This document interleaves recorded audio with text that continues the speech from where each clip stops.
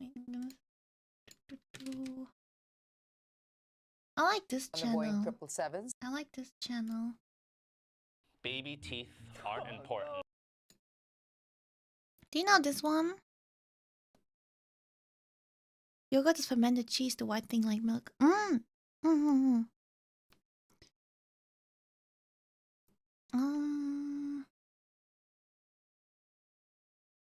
What do we want? I'm gonna go to bathroom. You can watch this. Something else.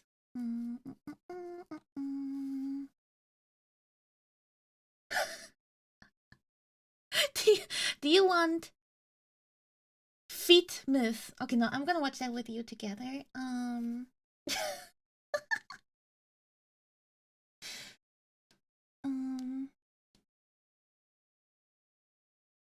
Yeah, watch this. Hitting snooze will give you extra meaningful rest. Hitting the snooze bar is one of the worst things you can do. Sleeping positions don't matter. I watched this one already. Now, wrong. Sleeping positions absolutely do matter. If you snore, you have sleep apnea. This one is critically important to our sleep physician. Hi, my name is Jordan Jean-Louis. I'm a professor of psychiatry and behavioral sciences. Good morning. Primarily Good on morning. circadian Hello. and sleep health. And I'm Rebecca Robbins. I'm an instructor in gonna medicine at prepare Harvard for- Medical School and associate Gonna go to scientist bathroom at for the a Brigham and second. Women's Hospital. In my research, I design behavioral interventions to give individuals the tools to improve their sleep and their health. And today we're making an effort to debunk some common myths about sleep.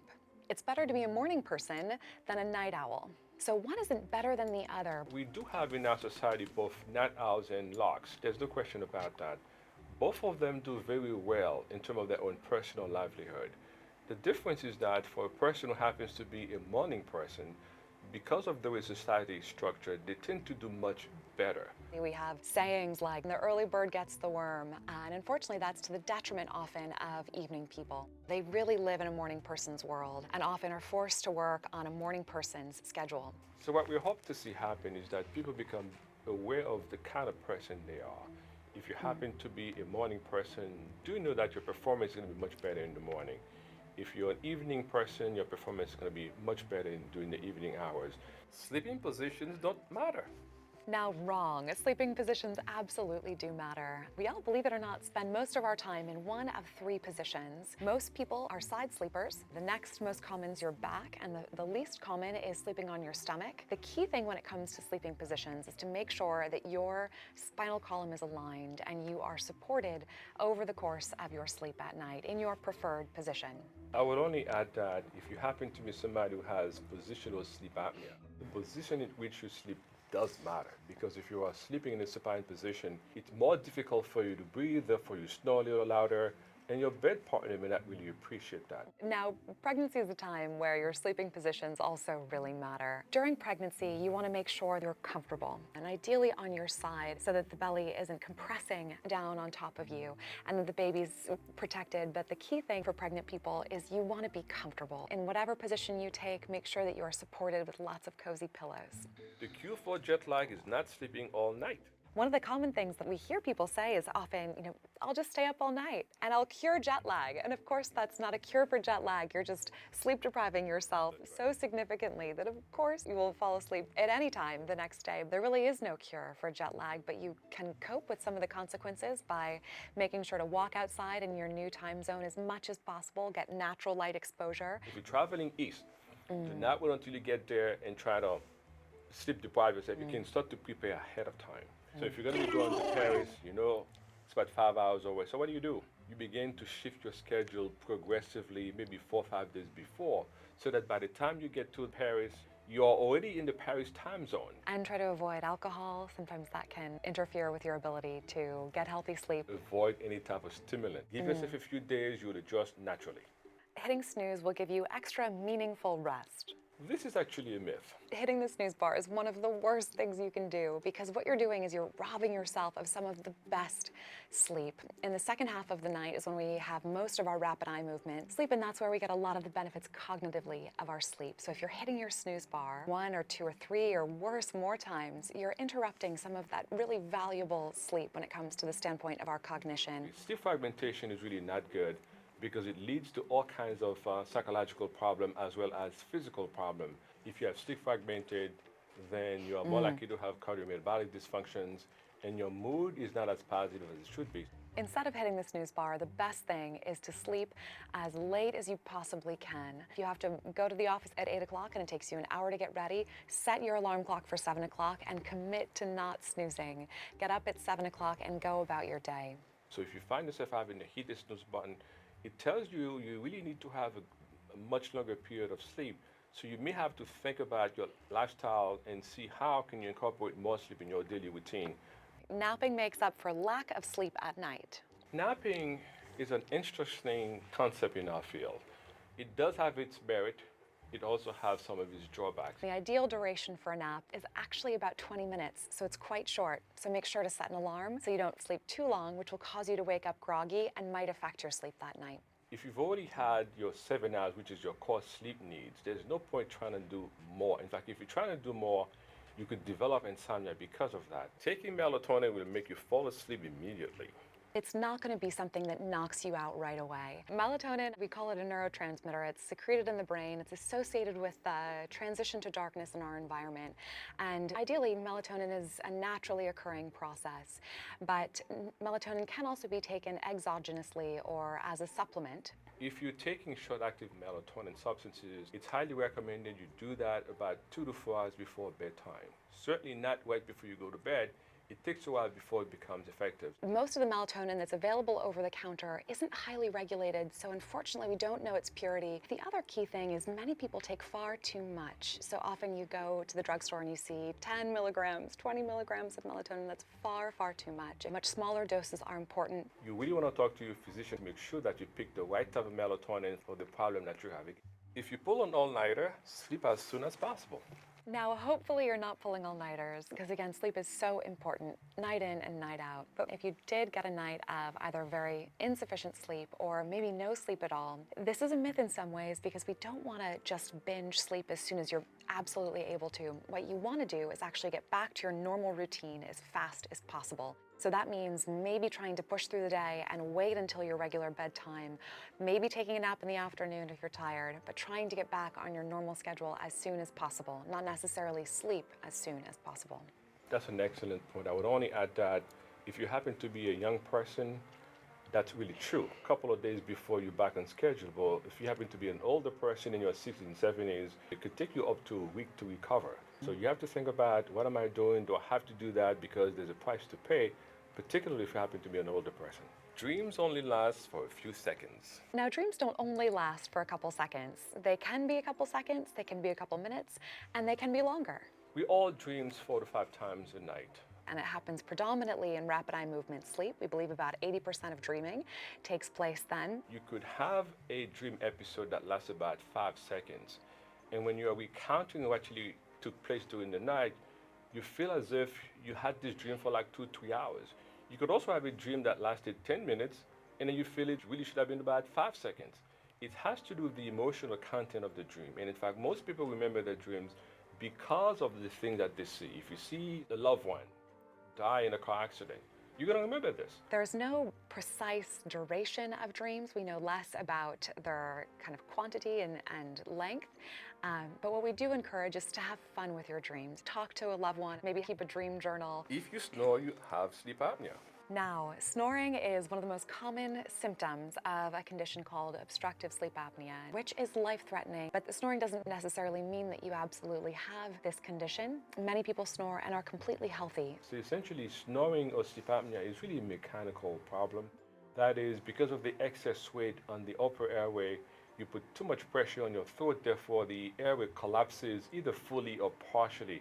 That's what snoring really is. It's you making effort trying to keep the upper airway open. But if that snoring is coupled with excessive daytime sleepiness, or if you've ever been told that you wake up over the course of the night or stop breathing or gasp for air, those could be signs of sleep apnea.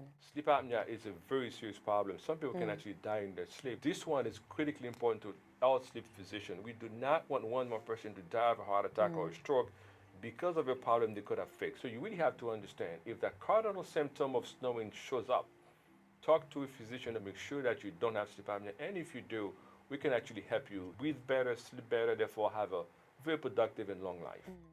Insomnia means you can't fall asleep. It's partly true, partly not so true. If you happen to be somebody who can't fall asleep fast enough, then you have what we call sleep onset insomnia, which is true.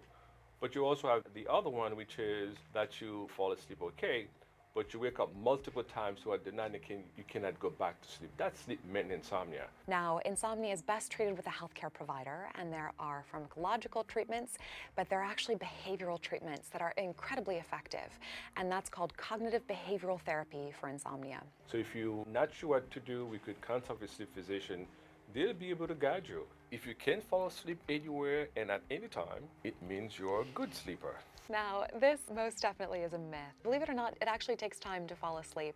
The hallmark of a healthy sleeper is actually what we call sleep latency, or the time it takes you to fall asleep, of about 15 or 20 minutes. If you're falling asleep right away, it generally is a sign that you're not getting enough sleep. A good sleeper really is a person who can function throughout the day, Oh, wait. not I have fall to close asleep the door. under inappropriate circumstances. Most people need about 7 to 8 hours to function optimally.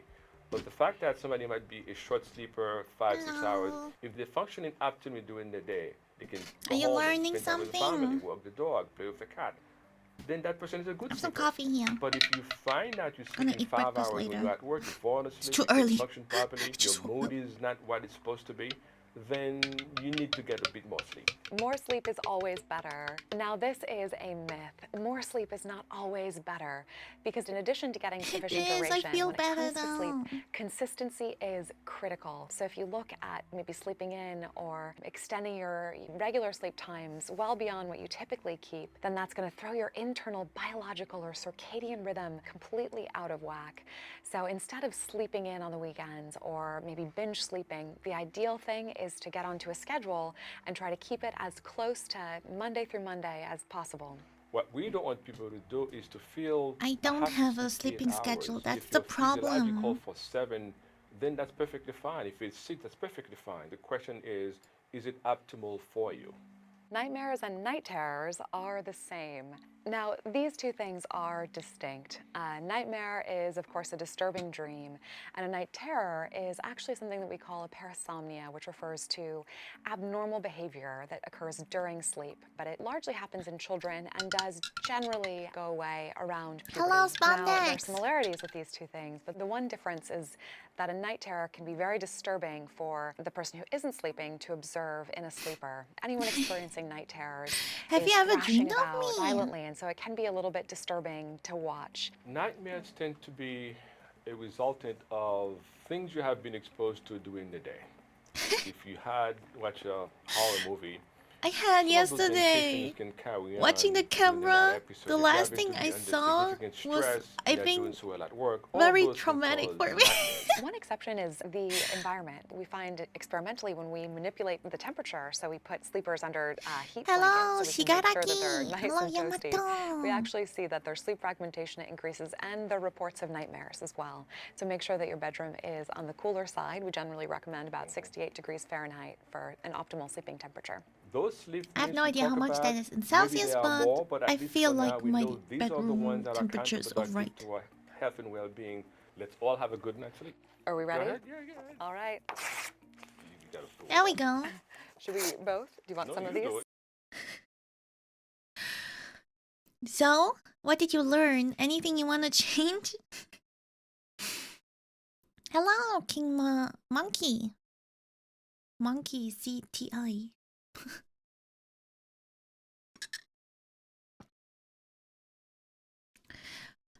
If you're tired, maybe you wanna sleep. Can you sleep? How much did you sleep?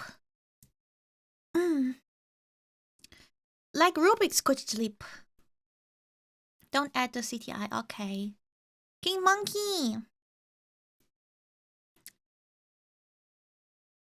I will not change anything. Okay, look, there is a video here about feet. Do you want to watch that one? I have not watched that one yet, I think.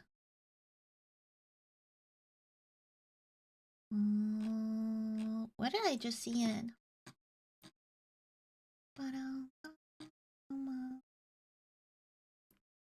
11 feet myth. Peace. I slept for almost 4 hours and oh no. Maybe you can do like a power nap later. It really helps. Wait, Dominic, thank you so much for the gifted sub. Thank you. Thank you.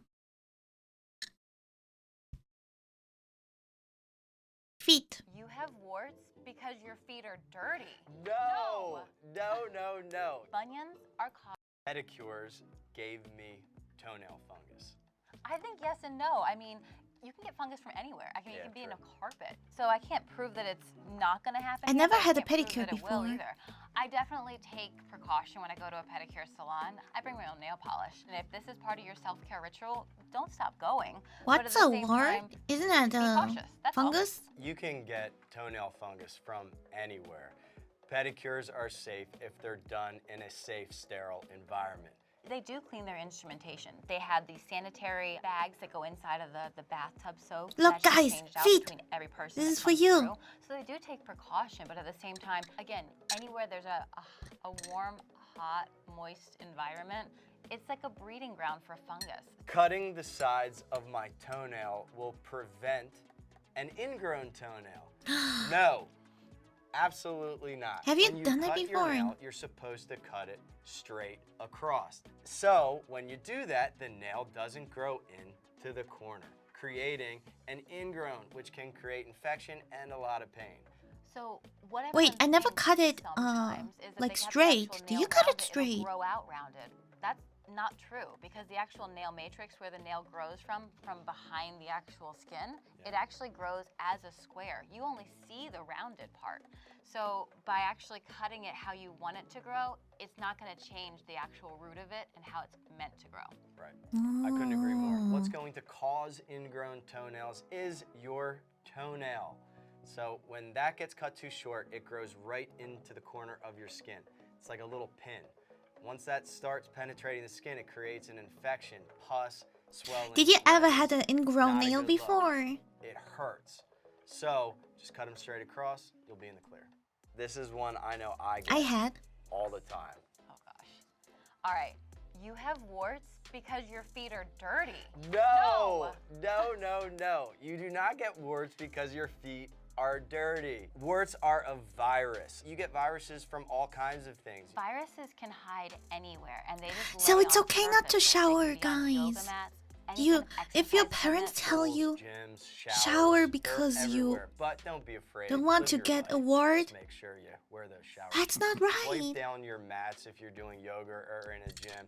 And don't overly share your stuff. If you look at your feet, there are small cracks between each of these skin layers, and you don't even feel them. They're not bleeding, they're not cuts. They're just microscopic tears in your skin. And Hello, that's how Sergeant viruses get Crow. in. When you Hello. do get a wart, which ultimately is caused by a virus, that little wart Take can a shot. spread into a huge wart cluster. That's why you want to get checked out to make sure that little But for thing another can be reason, treated not real quick. because of When you come to our office, we feet do wart. an acid treatment. And what the acid does is it really just eats down at the wart, so it exfoliates out the good skin and kills the virus. Sometimes there's a surgery I'll take a that's shower needed and you actually if you tear guys take a out shower. the wart, but if you get it checked early enough, If we you all don't take have a to do shower that. at the You same can get time. it treated in one treatment. I actually love this one. So it's only athletes get. Why do you want me athlete to feet. shower? That is straight. I'm not no. stinky. So I'm not athlete feet is stinky. actually a fungus, and it's called tinea pedis, right? So when you have a fungus like that, usually it comes from warm, moist environments. A lot of times in our socks and shoes when we sweat. It's kind of like harboring like a little petri dish in there. Once all that gets in there, it festers and it can create a very good looking environment for fungus, bacteria, all types of not good things. That's why you're always told to change out your socks when they start getting sweated. If you're just working and walking around every day, your feet can still sweat too. Not just athletes have those warm, moist environments. Everybody does. So change out your Wet socks, change out feet. your shoes. Use some powder from time to time. That'll help too. Bunions are caused by wearing heels. No. What are bunions? Absolutely not. What are Leave the bunions? stilettos out of this. The stilettos did not cause your bunion. Mom, dad, grandma, grandpa, somebody in your family tree, passed it down to you. Baby, you were born this way. Oh, I think I know A one. bunion is actually, it's not a bump growing off the side of your foot, which everyone seems to think. It's actually a deformity, meaning the bone behind Oh yeah, your I've toe seen is that actually this one shifting before. from this straight up and down position and tilting sideways. like the Bunion. Leaning They call Tower it of bunion in Pisa, right? English. It's not the actual stiletto that's the problem. It may be worsened by wearing the stiletto where it pushes on the bunion and makes it bigger, but it's not actually caused Bunny. by It the actual sounds like shoe wear. So bunny. what I tell patients that have bunions, that they want to wear a cute stiletto, maybe go a little bit lower. So I recommend something where your actual bunion can maybe come out the side of it. You can definitely support and help bunions, right? course. But they're Why is not it just called going to go bunions? away. They will Yeah, we develop have something throughout else in time, mind. and That sounds so unfortunately, cute. Sometimes get worse, as we age. There's no way to get rid of a bunion without surgery. Those things out there called yoga toes or like toe spacers are out there to help us. But when you remove them, not doing much good, are they? They're kind of like eyeglasses. They only work when you wear them. Very true. My feet are fine because I trained them to walk in stilettos. I think yes and no. I mean, I don't think they're good for you, but I definitely think you can train your feet because you can get used to them. So when you're wearing these things, your heel is going here and it attaches to your Achilles. And that's what actually shortens. As you persistently wear these over time, your Achilles gets shorter and shorter, which actually causes a ton of issues with the front of your foot. Oh. The inserts down here, this is where the ball of your foot is, and that's where all of the pressure goes, to 5 little bones in the base of your foot. So I do think you can kind of train your feet to walk in stilettos, but in no way, shape, or form is it good, healthy, or give you longevity. It's like a valet shoe. Yeah. You know you're gonna park, you're gonna get out somewhere, you're gonna walk for maybe 2 steps and then sit down. That's a great shoe. I never Other wear than that, them. not a I never. long-term shoe. You can't do anything for a broken toe. Myth. We get What? this question all the time. Oh my gosh. Mango And it's just frustrating. broke When her you have a toe broken recently. That's a bone. You broke a bone in your foot, right? There's definitely stuff you can do for the broken toes. With a toe, it may not just be a simple fracture where the actual bone is cracked. You can actually dislocate it, which basically means not only is the bone cracked, but the ligaments are actually loosened up, so it pops over to the side. You need to get it popped back into place, and then it needs to really structurally be supported by the other toe beside him. Otherwise, it can re-dislocate and cause major issues down the line. So it's really important that you get your toes checked out. If you think you may have fractured or even bumped it wrong, you see black and blue, you need to go in and have it buddy taped. Basically, when the toes can get taped together. your Buddy doctor will teach you how to taped. do it That's you so can safely heal. cute. It takes 4 to 6 weeks for a bone to heal, so you better just get in there faster. Buddy, help and me, then just help start me. healing in a natural process, so it doesn't have to be reset again.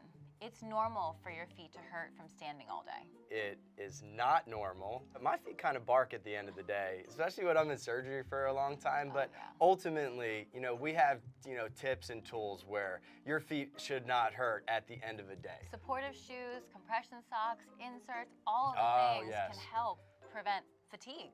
We have to support our arches. I mean, they are critical for the stability of our feet. You have 26 bones and over 100 ligaments in the foot. There's a lot that can go wrong with our feet. Appropriate shoe gear is the key. None of these flimsy shoes in the office. Anything with a good sole, and especially with a little bit of a higher heel, so you have the nice support under your Achilles, I think really makes a big difference, especially if you're standing or walking all day. All inserts are the same.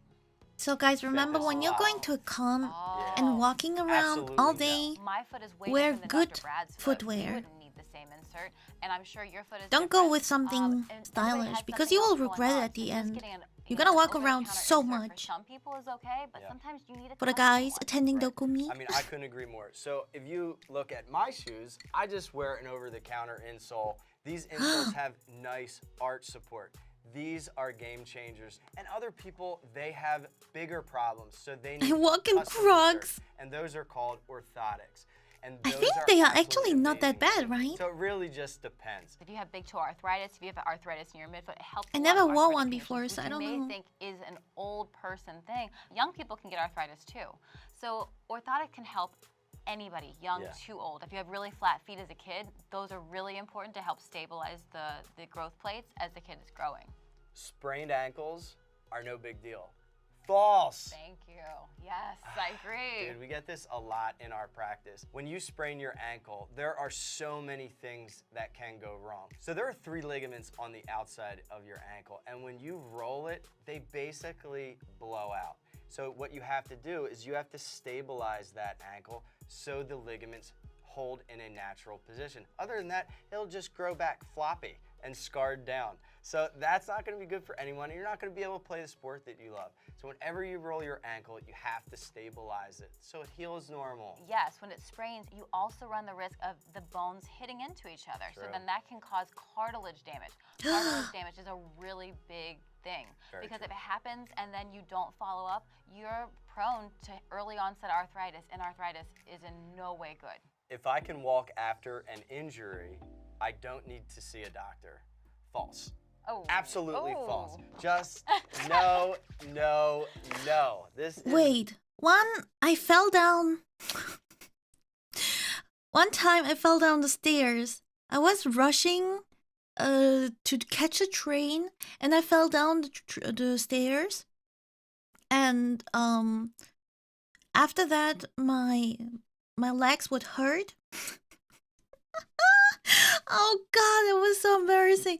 You know, I seriously just fell down. There was one person down there watching me, and they didn't really react. They just, you know, observed me if I'm okay, if I can walk, and I just tried to act like nothing happened, and it was so embarrassing.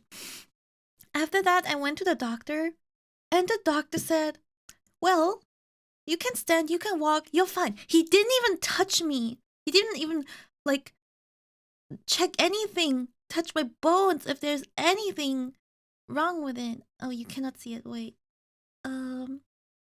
Yeah, really bad doctor. That was the sentence. If you can walk, if you can stand, you are all right. He didn't even bother.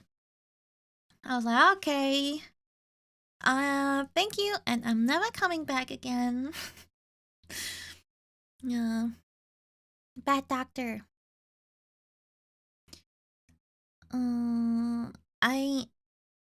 I never wore Crocs before.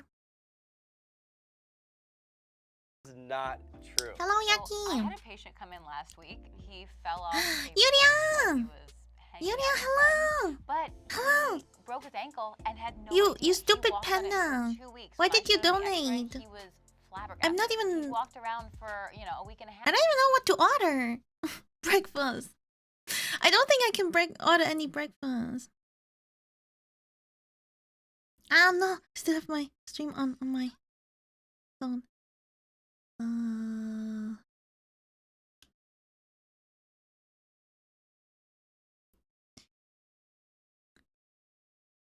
Order pizza? Just enjoy it. No.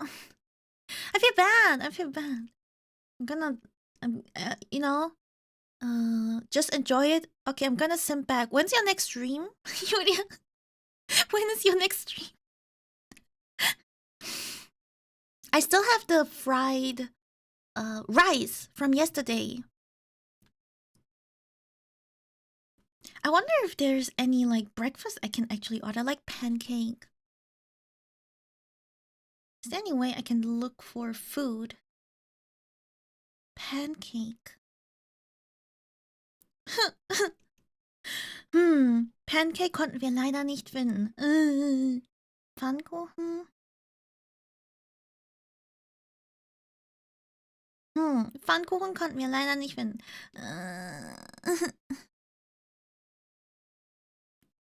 Some groceries? Actually, I do have to buy some groceries. Order sushi for breakfast. Just a smoothie. Oh, smoothie is nice.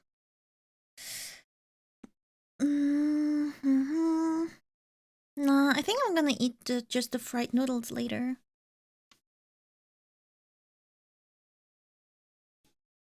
Oh my god, I could order Starbucks.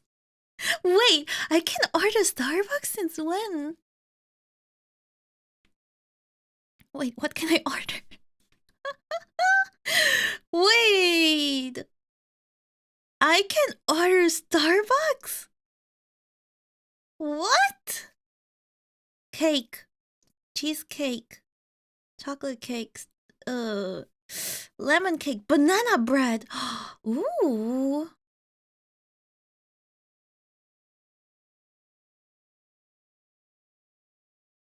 Sandwiches. Pretzel. Oh my god. Wait, what is the... What a big coffee. I have to order like at least 10 euro. How much can I drink? How much coffee? Um...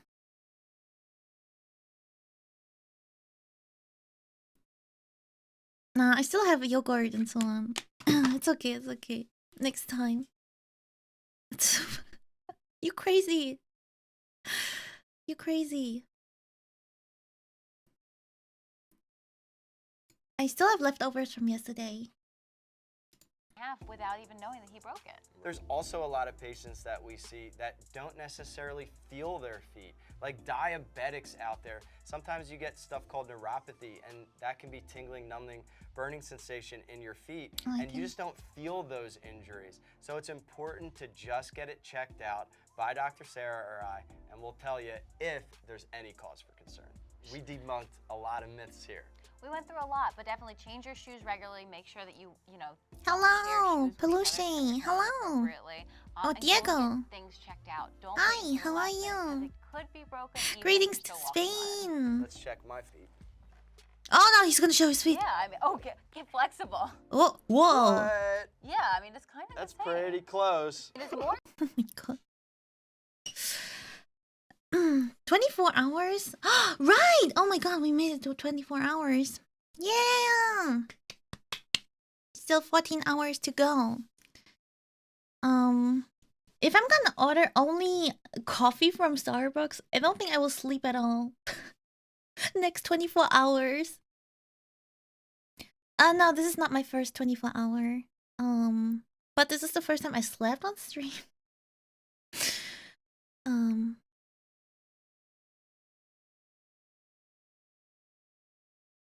I don't sleep for at least 14, 16 hours. 16 hours at least.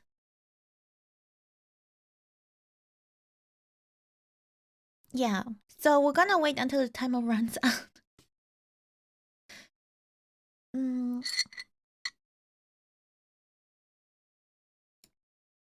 Yeah. I still don't want to get out of my blanket. Still feels so cozy.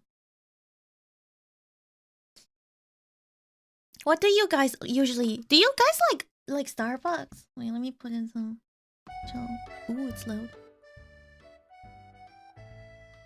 Do you like Starbucks? What do you usually order? I'm really considering, like... This is the first time I see it. Starbucks.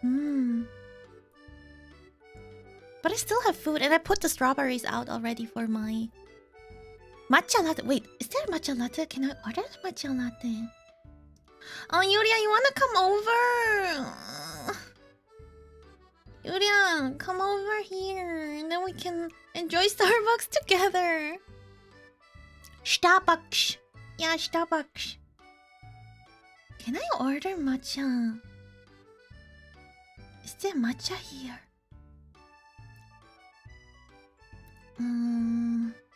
Matcha tea latte. Yeah. There is.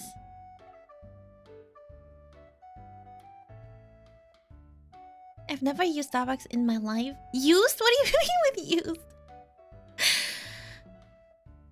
No coffee. No, there's also tea here. You don't have to necessarily like order coffee. Emperor's Clouds and Mist.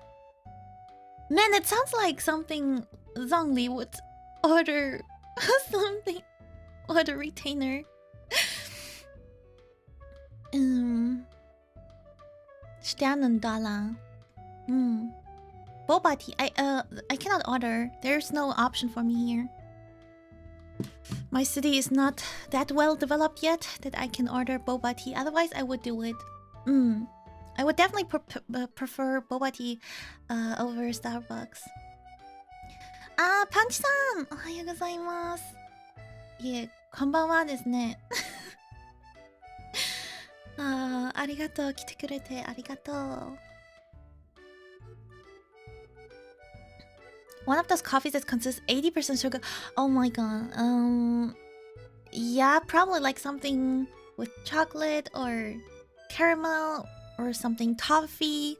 They're very sweet.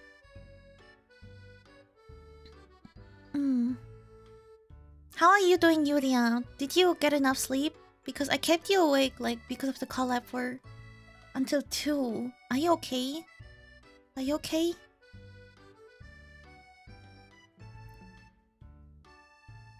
Ekans? What is Ekans? Then you must order Ekans. What is that? I saw a video of someone ordering water with whipped cream on Star. What the heck? Aqua had this crazy Starbucks order. Can we find any crazy videos about Starbucks? Let me see. Starbucks. What? Starbucks cup, Game of Thrones, Christmas music, coffee music, vlog, drinks at home, drinks, meme.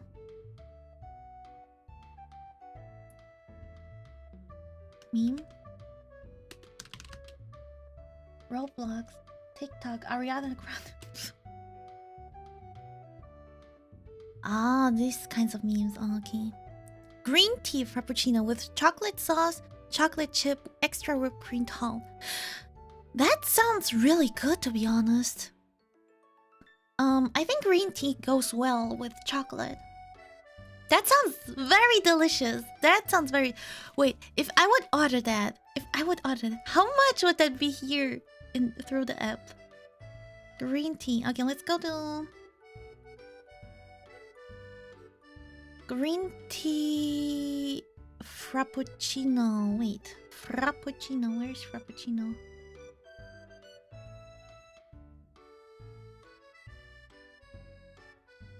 Matcha cream frappuccino. If I would order that one with chocolate, that's not even an option. I can go with caramel, vanilla, hazelnut, almond.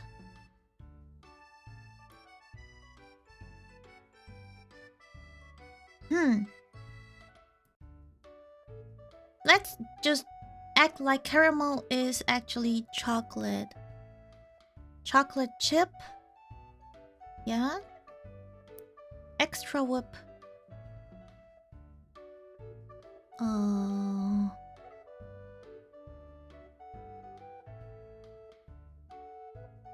Yeah. That would be €7.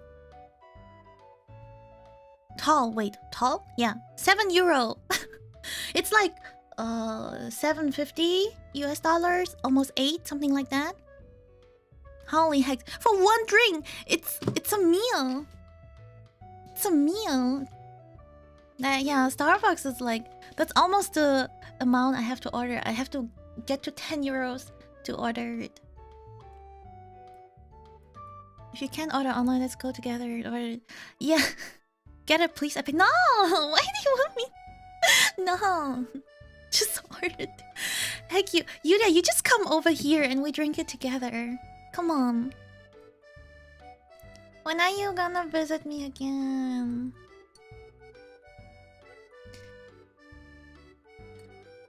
I'm pretty sure I would enjoy that. That sounds really delicious. Why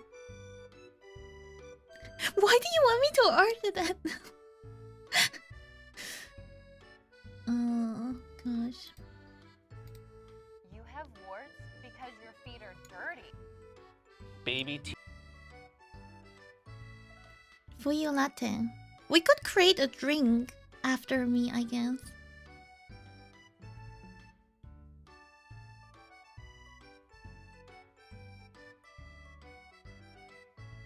Oh, look at this one.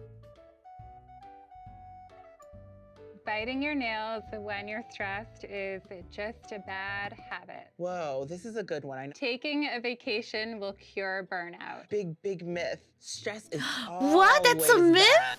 What? What? I always, for myself, I always thought it's not a myth. Okay, wait. What is blue? A blue drink or an orange drink, right?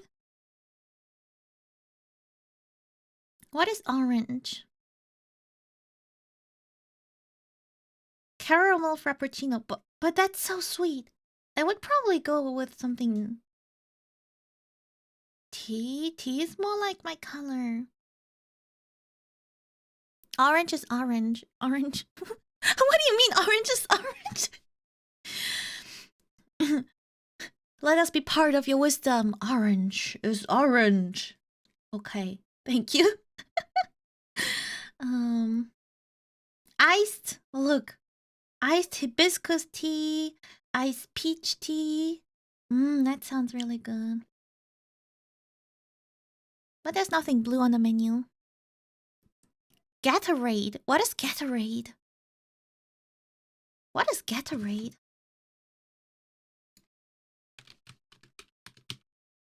Gatorade?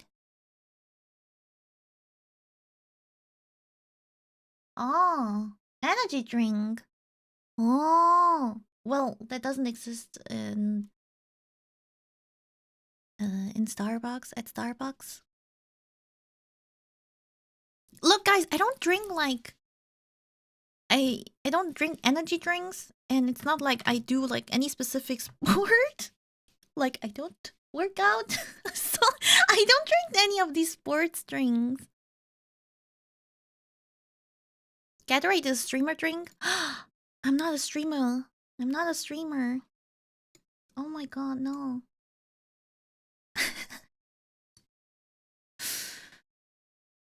Pocari. Oh, Pocari. I know Pocari. I like Pocari. In Japan, when it's like hot or something, you drink Pocari. Try a lot of... Look, we can do that actually. I have to order like groceries anyways. So we could do like we could order some groceries together. Let me check. Pocari tastes like aspirin? Wait, no. That's like a total different taste. Freya! Hello! Hello, Freya! Good morning. How are you? Thank you so much for stopping by.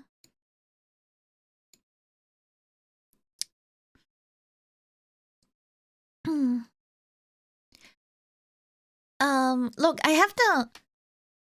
Some people might think... I always have these discussions. Ordering groceries or getting, going to the supermarket by yourself.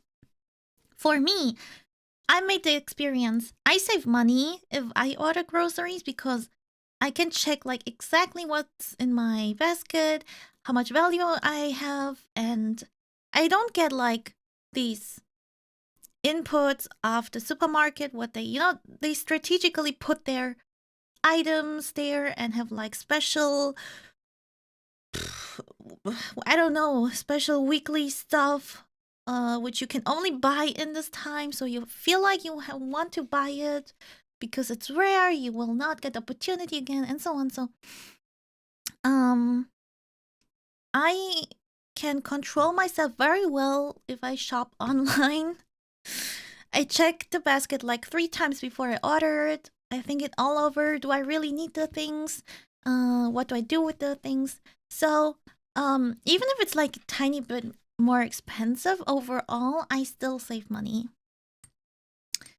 That's why I prefer to order it online. And, yeah. The last video with working sleeping, that's so true, Frey. I really look up to you. Your sleeping schedule is like the best.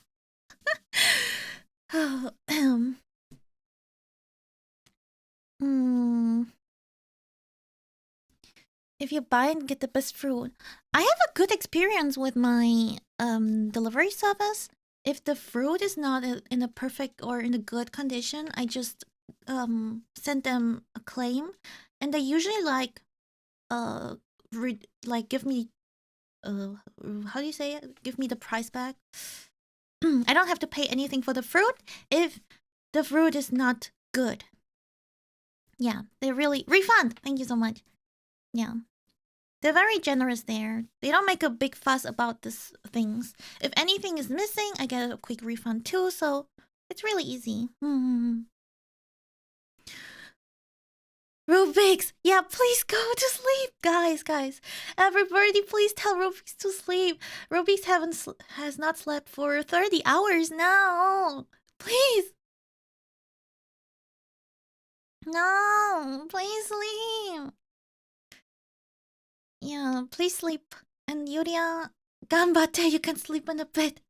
Only a little bit more.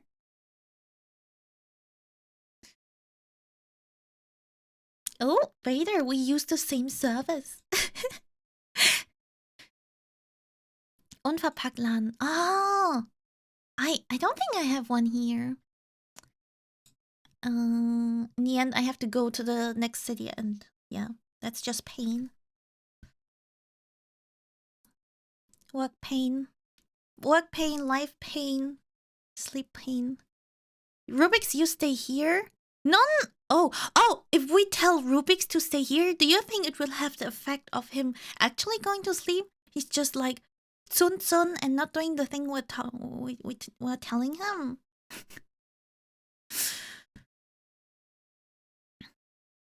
Yeah. No, Rubik's, sleep, please. You will not miss anything. Look, we will not do anything here. No one will talk. We will wait for you, okay? Just please go to sleep. Please. What do you mean, yucky? What do you mean, yucky? What? Yucky. Bonk, yucky.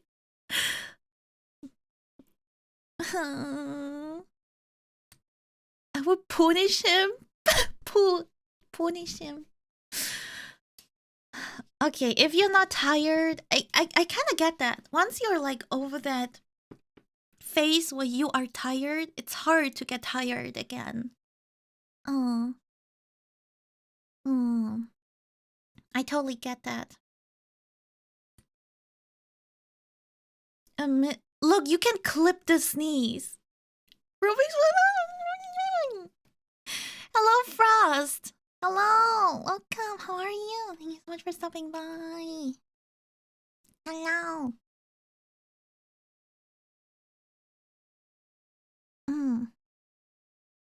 Hello, Acer. Nice to meet you. Nice to meet you too. How are you? Did you sleep well? Everybody's good here except for Rubik's. Still drinking my coffee. I just woke up like an hour ago. And I can eat my fried rice later. Oh wait, no, first my yogurt. Slept good? That's great. We're here to learn a little bit about stress. I think everybody here has a lot of stress, so we're learning here about 10 stress myths. Let's see. Okay. I'm here to learn. Stress-free life is the best life. A stress-free life is definitely not the best life. We need it to survive. Imagine you are out on a hike with your friends, and in the pathway ahead, you see a mama bear and her cubs.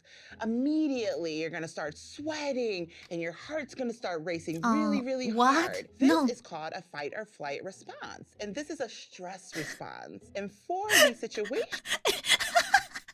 If we see Freya... Wait, Freya, you have kids? You have not told us about that. I'm gonna start sweating.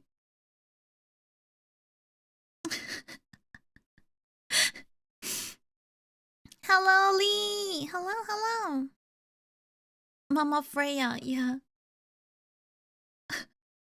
Okay, once I go into Freya's stream, I'm gonna start sweating. Happy end. Thank you, Lee. Thank you so much. Thank you. We did a lot yesterday, and today we're gonna chill a little bit and do some stuff. But right now, we're learning about stress. Stress is very, very valuable because it helps us as human beings decide, are we going to fight or are we going to run from the stressor? I also like to think about it as something Fight. that can motivate your behavior. When we feel stressed out, we're often going to be motivated to work toward a goal and to work hard toward it. However, over time, when this stress response system is continually triggered and it's prolonged in any way, this can be bad for our health. It opens us up to all kinds of sicknesses and disease associated with poor mental health. Welcome the good stress and do your best to mitigate the bad stress. You should shield kids from stress. This is a good one. To all the parents out there who do this on a regular basis, I feel you, right? However, you're doing a disservice to your child. Yeah, I was We thinking often the call this same. helicopter parenting, hovering over them, making sure that all barriers, all dangers are swept to the side. Unfortunately, kids with helicopter parents often develop difficulty with anxiety and self-regulation. We have to learn stress processes and how to handle stress when we're young. So that they can learn to tolerate distress and learn how to self-regulate and develop adaptive coping tools. Make Do you sure guys that have they that? know that you're there supporting them and to valid and acknowledge the emotions that they're experiencing while allowing them to work through them on their own. We want to raise resilient children. And the way to raise resilient children is really to help them I learn definitely how to deal did with not these get that. experiences at an early age. Oh, I love this one. Pain. Taking a vacation will cure burnout. Big, big, big myth. You're preventing it in the moment. You get back home and all of those feelings of exhaustion and issues are going to return immediately. So burnout is actually a That's true, though. I never thought form about of it. stress and exhaustion. Caused by a variety of stressors. So we're often thinking a combination of different responsibilities that you don't have the capacity to manage and feel overwhelmed by. The only way to really cure burnout is to remove that aspect of your life where you're burned out, which isn't a possibility for most of us. But as a clinical psychologist, I think of what are kind of the basic emotion regulation tools. that Just you can fight make your sure stress that with you are drugs. including What the in heck? your everyday. So making sure that you are going to bed at a reasonable time, waking up at a reasonable time. I don't think this is what they are talking relatively about. healthy and throughout the day, staying away from mood-altering substances, taking prescriptions See? as prescribed, Avoiding mood-altering getting your regular substances. exercise in, Exercise. and pleasurable activities. Another strategy to think more critically about is mindfulness or meditation. So really taking time throughout your day to center yourself and breathe. Just try not to think about it. Okay, That's- I have a task That's for not you. gonna work. Don't think about a pink elephant for the next 30 seconds. All Think I'm about doing is anything at all. Yeah, okay. This reminds me, I think I had like a surprise for someone. And they were sitting like in the living room, and I had to go past the living room through it, and I was like, "Don't look now!" And they immediately looked, and I was already in the room. I was like, "Oh shit! I told you not to look!" But in that very moment, because I suddenly came into the room and I started talking, so they were like, "If you want to hide something, do it like sneaky or before you enter the room." That was so stupid. That was the stupidest thing. Oh god. I'm okay with Genshin. Okay, Genshin solves all problems apparently. Okay, so Stephanie already, right? 2 seconds later, she's like, yep, ding, ding, ding, thinking about a pink elephant. When we try not to think about something, we're actually more likely to then think about it. And if you actually think about something in a lot of detail, you can actually kind of bring down the distress associated with it. What I want to know is it a thought or is it a fact? We call that flexible thinking or cognitive restructuring. Can you actually challenge the thing that you're thinking about? Is there any evidence of it? Can you come up with a more helpful alternative? Or can you, at the same time, maybe hold two opposing perspectives? So I think Oh what my you're God, saying this is is we too really much. need to I think don't about the put too much stressor thought into it. to deal with the stressor, Yeah. right? In that way, we'll start to feel better about it in some way, or we'll start to get some resolution about it. Absolutely. Stress helps people work faster and better. We all have those No, moments where we're like, yeah, no, nailed it, under pressure, got no. it done, Yeah. right? But that's not the norm. That's more the exception to the rule. Mhm. When you put people under stress, they're more likely to make silly mistakes that they wouldn't otherwise make, especially if Yeah, like my typo yesterday, like my wrong tag yesterday, my Twitter post. I did that. While I was in stress. Mm-hmm.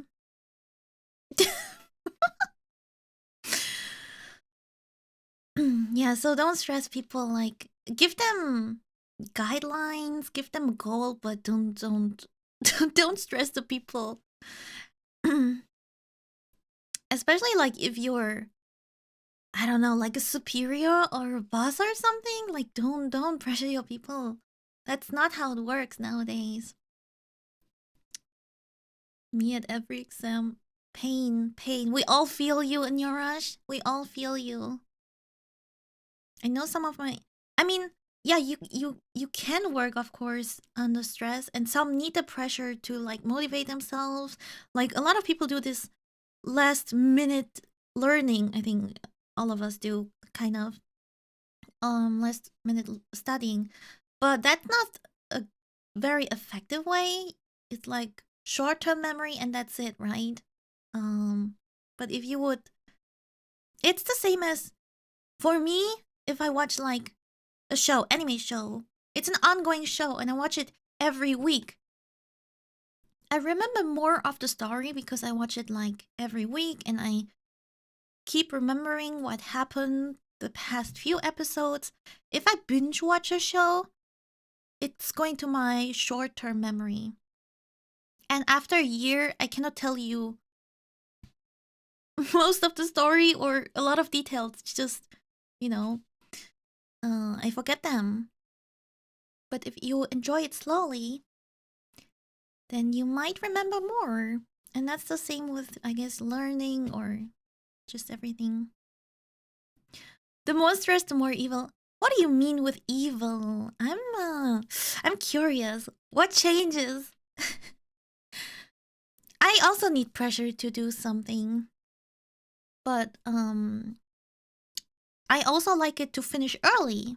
So, and that's a better feeling. That motivates me to work on stuff.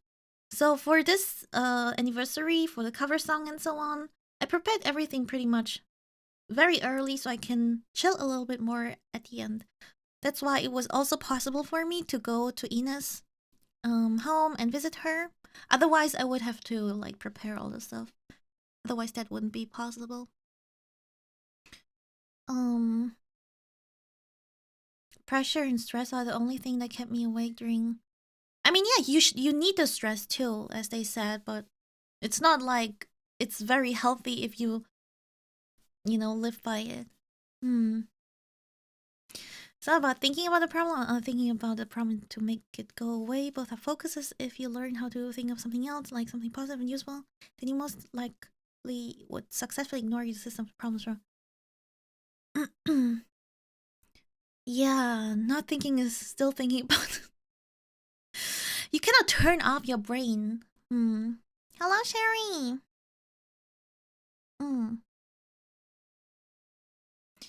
I mean, we, for work or studies, we always get to choose if we want to work slowly, more thoroughly, more relaxed. We can do a 6-hour work in 2 hours too. We can be very efficient, but that's with a lot of pressure and even more stress. So yeah, it really depends on the person. Like, some people at work especially, there are these people who work really fast, very efficient, and no, maybe the superior sees it and they like the person because they work so well, and they get even more work to do. They give them even more work because they just work incredibly fast. And then there are these people who do the same work, but they need the whole day. And the people who like work efficiently, they kind of get, I don't know, just, it's like a punishment. They get more work, so that's why you have to pace yourself sometimes. Make me feel back, gonna go for a ride. Yeah, Anyara, go study. Most meditation I've done say some of the things, acknowledge the thing, but don't dwell on it in life flow. I never tried meditation. I heard a lot about it, but I never tried. Less hours and stress would not help at all. I guess you need like more people. That would help more. So you can like, you know, divide the work and have it easier, less stress.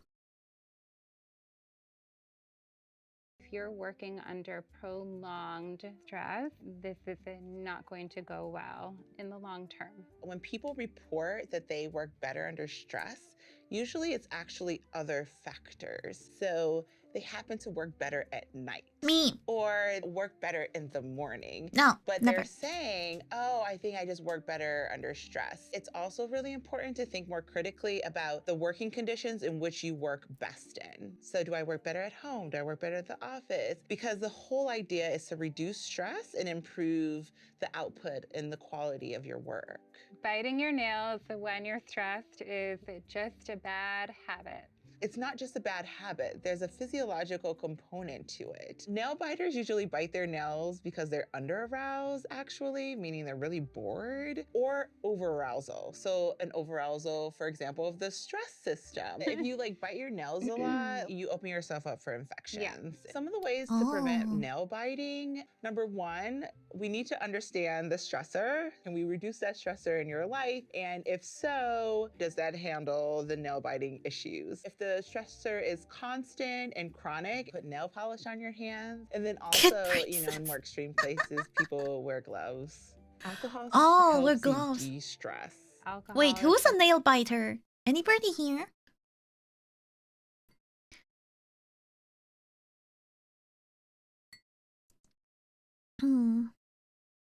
I mean, like, you lose the bond to have with your... No, if you, like, would only take care... Let's see, if you have, like, 10 patients, and you have only 2 people, and you have to take care of 5 each, that's maybe a lot, because you have to be there for them, for some situations, they're calling you, but you cannot go there because you have another patient. So if you're, like, only taking care of, like, 2 or 3, but you're, like, you know, very intensely take care of them, I think that would be better for you and the patient, you know? And you can focus more on them. Take your time. I think the patients would also appreciate. You know, we all feel better if the doctor or the nurses actually take the time, are not stressed in front of us, and can just sit down with us and talk a little bit sometimes and explain things well. If you don't have time to explain things, the patient might think, you know, they might not feel well. They don't understand what they're going through and so on. Yeah. I bite my nails so I can think, what is the cause of your, of this? Why do you bite your nails? Fish bomber. Oh, wait, oh. What? Oh, my phone. Oh, wait.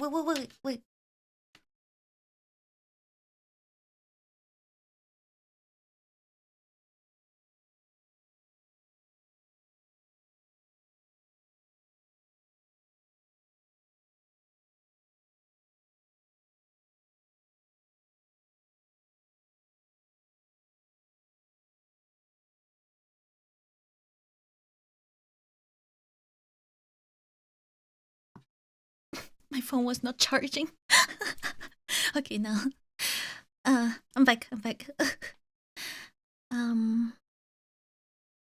Unless cloning becomes ethically right, I don't think you can effectively reduce stress. Oh, yeah, it's hard. It depends on the, let's say, branch where you're working. Braces do not stop nail biting. Do like nail polish stop nail biting? I think some people just don't care and they still bite their nails. Hello, Isaac. Thank you for the lurk. I bite the nails on one hand. Hey, that's, I never heard of that. I don't bite my nails. I don't know how it's. When you've got braces, it stopped. That's interesting. And I will tape your fingers. Oh, that's an interesting strategy. Okay, guys, if you bite your nails, tape it. Tape it. I mean, that chemical would stop you nail biting. I mean, look, if you like have put your fingers into something very bitter, yeah, if the taste is ewy, you would stop eventually, right? So put your finger, put your nails in vinegar or something. Like something very disgusting. Once you like taste it, you just ugh.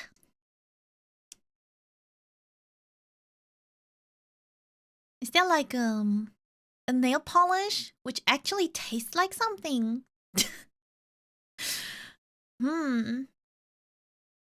Pencil sharpener. Ew, ew, ugh.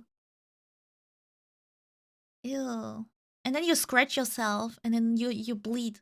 Something that can alleviate stress initially, but if we think about consistent use over time, it's actually going to increase the likelihood that you develop problems with anxiety and dysregulate your stress system, overall leading to poorer physical and mental health outcomes. We really want people to be developing more long-term adaptive techniques to cope with stress.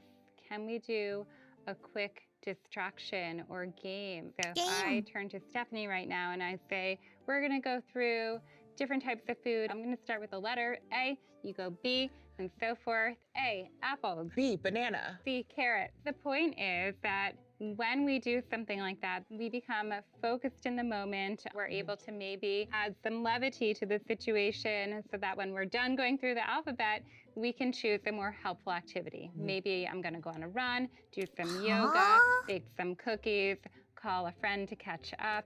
Stress is always bad. That Can I do helps. this? Stress is not always bad. It really depends on the context and our interpretation of it. If we're getting ready to walk down the aisle and say I do to somebody for the rest of our lives, we might feel really, really stressed. Like out, VTuber right? debuts. But in this case, it's accompanied Like by first this anniversary. positive, warm, loving excitement. So stress can actually indicate that you're really, really excited about something. Thinking, I can do this, I've got this stress is actually gonna help me to perform. It actually allows our blood pressure to go down a little bit. So our heart is working hard, but it's able to actually get that blood through our body to our brain where it needs to get. To add on a little to moderate stress, good. Research shows it's good. Think of it as a helpful friend that's going to push you over the finish Thank line. you so much. Stress eating is no big deal. 1 year. Thank you. I'm a big stress eater. Yeah. Confessions. But stress eating isn't great for us, guys. It's a Stress negative eating. feedback loop. You know, you might have a really stressful day at work, and in addition to your lovely glass of red wine, you have half. I don't know if it's stress eating though for You me. might have immediate relief from your stress. You'll then feel bad about eating the chocolate cake, and then you'll feel stressed out about it, and then you might want to eat again. And Have the rest of that cake. Exactly. Everything in moderation. I feel like right? I feel like for me it's more sometimes not eat eating or avoid because I'm eating bored. when you're Like, stressed. I we're want to just do kind of something. warning about If you're the like watching potential something, don't negative you usually effects like of get it some when it snacks becomes ready kind of or this something? relied upon quick fix in the absence of other coping strategies. PTSD only affects soldiers and people in war zones. PTSD does not only affect soldiers and people who have lived in war zones. Historically, a lot of the work that we've done to understand trauma and PTSD has been with our armed forces and veterans. The first term for it was shell shock. However, post-traumatic stress disorder can arise based on intimate partner violence or big events like 9/11. We also see post-traumatic stress disorder diagnosed based on things that we might not see as big traumatic events. So, for example, experiencing a microaggression, so, a smaller discriminatory event. And it's important to note that the Doki majority of Doki people Literature who Club. experience the trauma won't go on to develop post-traumatic stress disorder. That's my So PTSD. when we're talking about I'm post-traumatic serious, stress guys. disorder diagnostically, we are looking for a few criteria. We want to first establish what the traumatic event is or was. Doki Doki Then playing we're Doki looking Doki for Literature Club. intrusive or unwanted thoughts about the trauma. They relive the trauma, in terms of nightmares, but also during wakeful hours as well. We're also looking for avoidance, so avoidance of situations that might remind you of the traumatic event. We're also looking for Yeah, every game when they stop playing any music, yes, immediately it puts me back to that situation, to these haunting events, to these pictures, to these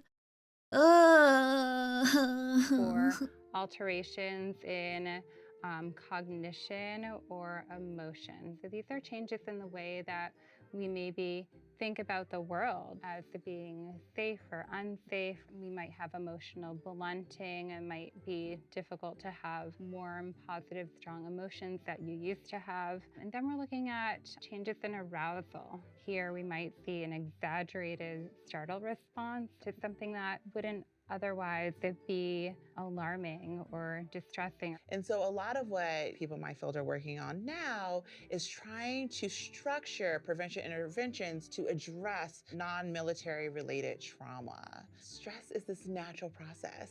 It's helped us survive as a species to this point. Identify things that cause you negative or harmful I want stress in your dinosaurs to life, be alive and develop too. adaptive coping tools, and make sure that you're also paying attention to ways in which you might be coping in ways that are unhelpful. So stress is not a bad thing, it's important. But if you don't have it, you're going to get mauled by the bear in the woods. And then I can't keep it straight. Well, be aware of Kumama. Be aware of Kumama. Kumama will eat you if you don't have any stress.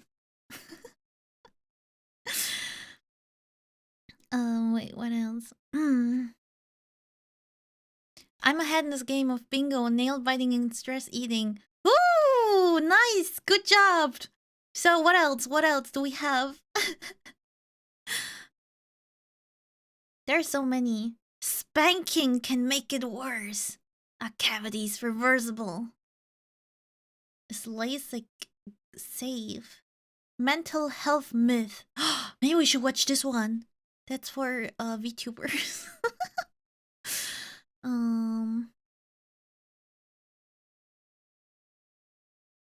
Oh, Callie's song. Let's watch it. Wait.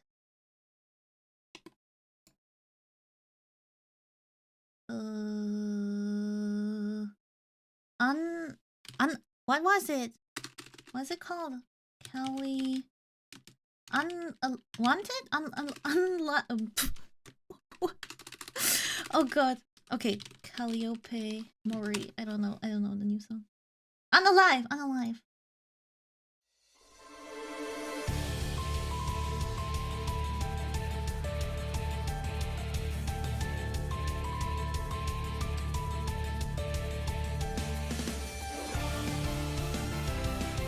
Holy.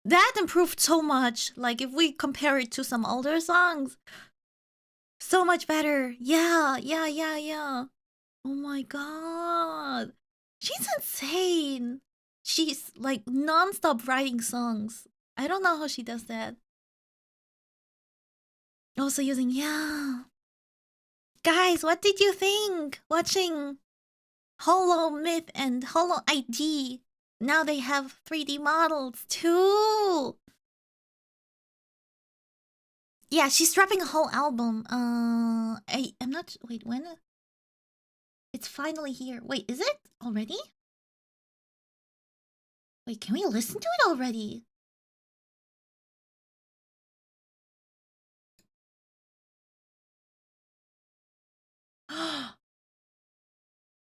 I let it run in the background.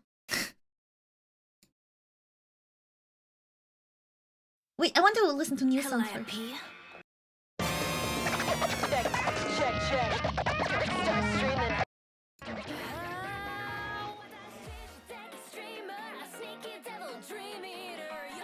Yeah, you can listen to it on the YouTube Music.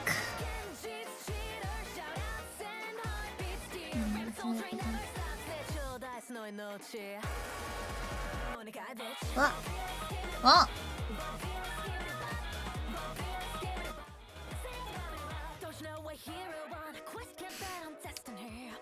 Yeah, so Holo Pass.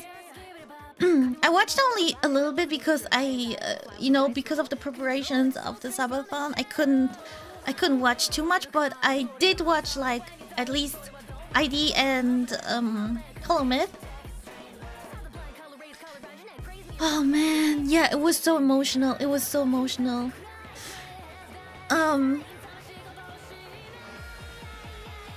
I don't know. I think, goddamn, my favorite performance from Myth was Kiara.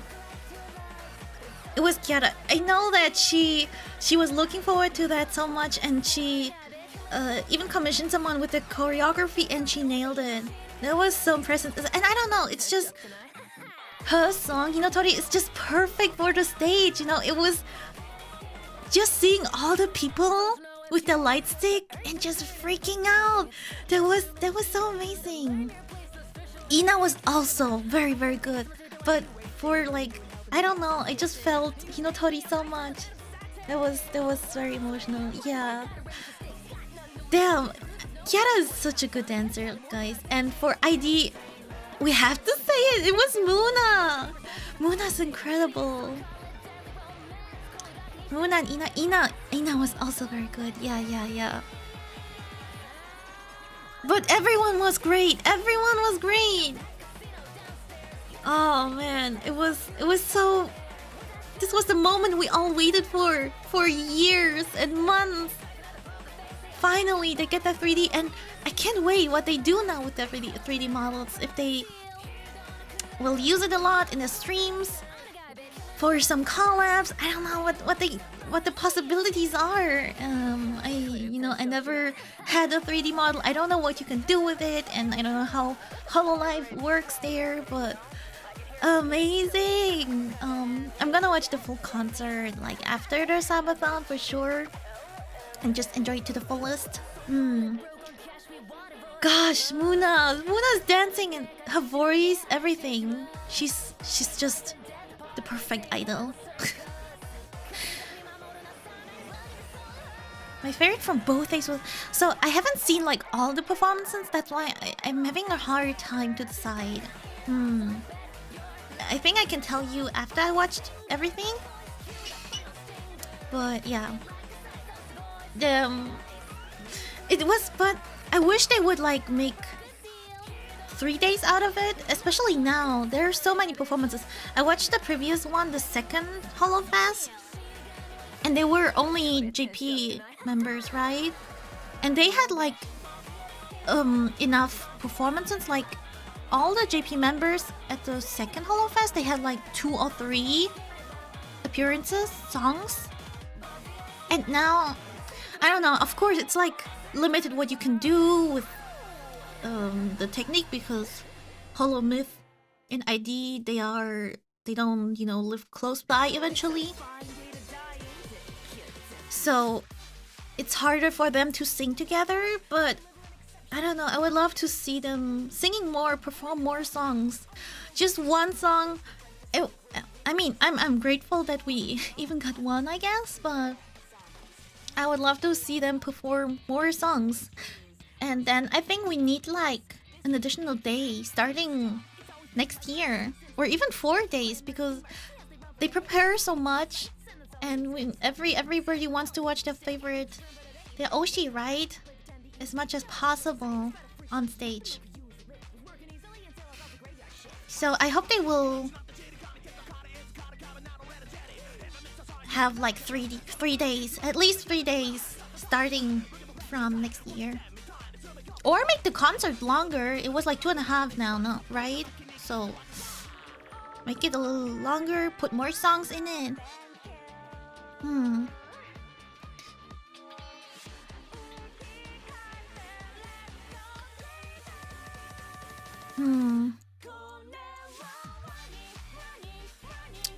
I may have to suffer because Lucia.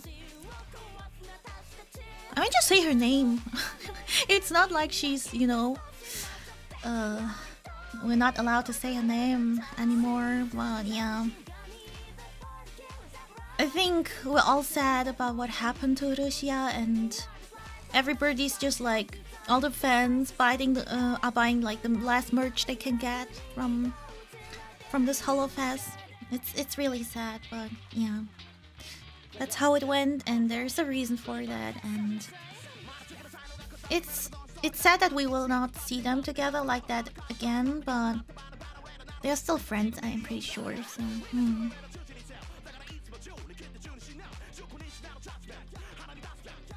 Can't wait for Mume. I think that's why they... Yeah, I think like all of them, it's gonna be so great. To be honest, I'm really looking forward also to Sana, because she's so crazy, she's so full of energy, right? I can't wait to see how she will be on stage. Yeah, I think Sana is so underrated right now. She has like she doesn't stream a lot right now. I think I heard she has like some back issues. So, but she's so full of energy. Yeah, Bait too. Chloe, yes. I want to see Chloe and Laplace. But yeah, Chloe is definitely my Oshi from the 6th gen JP gen. Hello, the Ryans. Hello.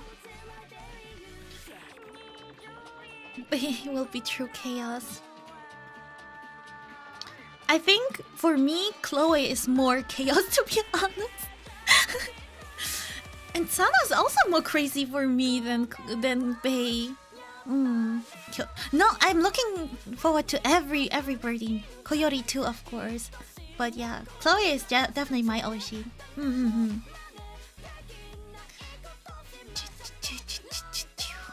Yeah, it is a heavy topic for sure. But there are a lot of...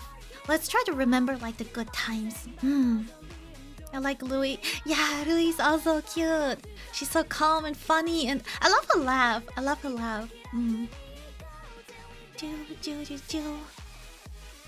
Great Oshi choice. But they all look great. I love them all. There's not a single one I don't like.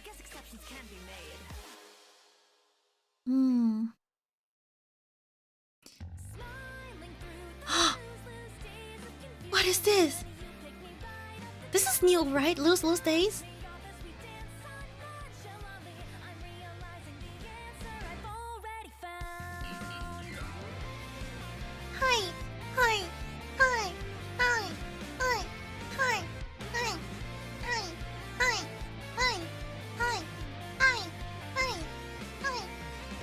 Guys, I miss concerts. So much. Just listening to the songs, I just want to vibe.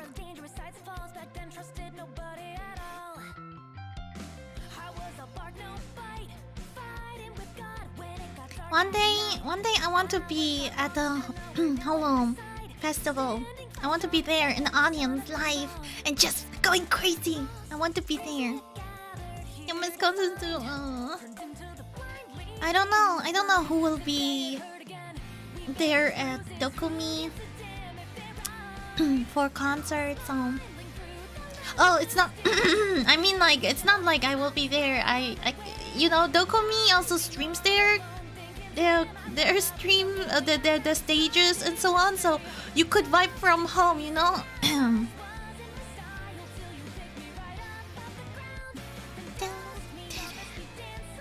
One day, maybe next year, if I can enter Japan, I would love to. But you have to be really lucky with getting a ticket. There's that, like, because the tickets are so popular, Japan always does these lotteries for tickets. So you have to either win that or be super fast. And most of the times, if you want to buy a ticket, you have to be a resident of Japan and leave a mobile phone and so behind. So yeah, you probably need help from somebody that they get the tickets for you. You did work at one? But working is very different. And working at one doesn't sound like you can choose, you know, what kind of music you listen to. As a foreigner, it's nearly impossible. I wouldn't say... I know a bunch of people went there. I don't know if I'm allowed to say it, but... Am I? I mean, I don't think it's a secret. My mod went there. He was there.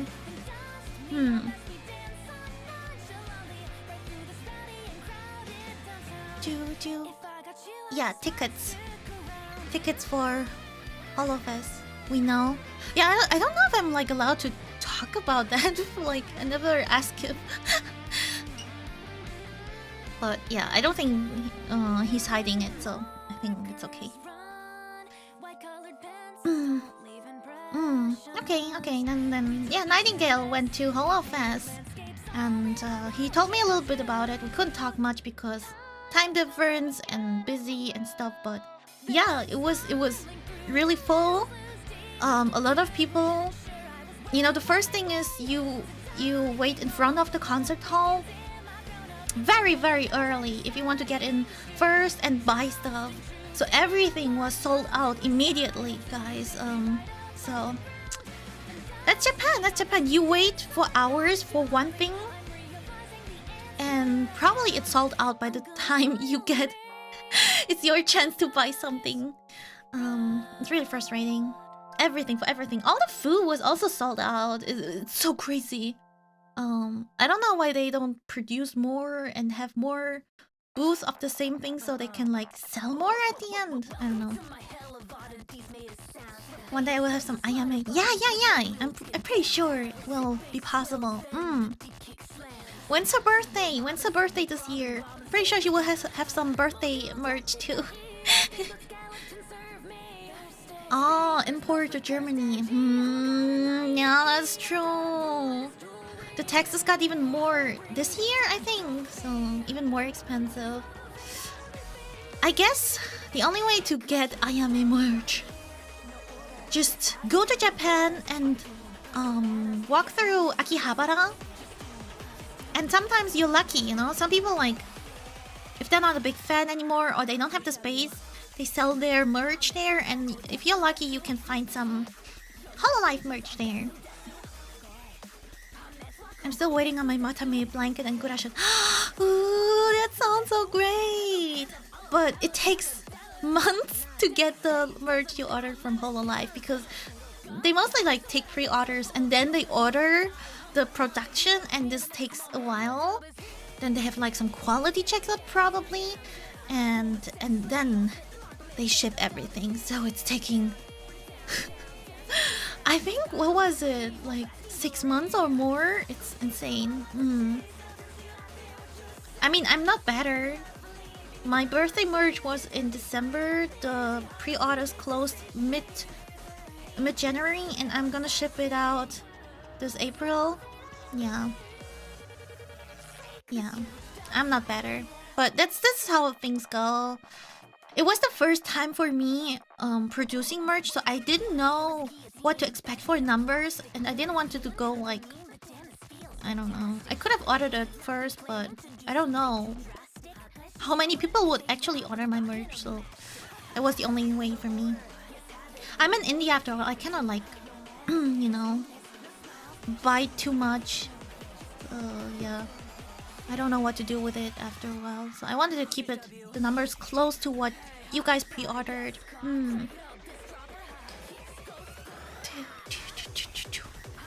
Oh my god! This such a banger. Desu desu. Oh, death, death, not desu. Woo! Bloom was February 21. Oh, yeah.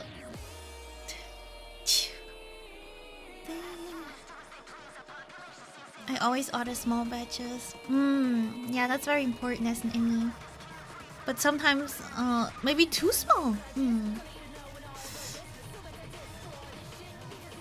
Hi.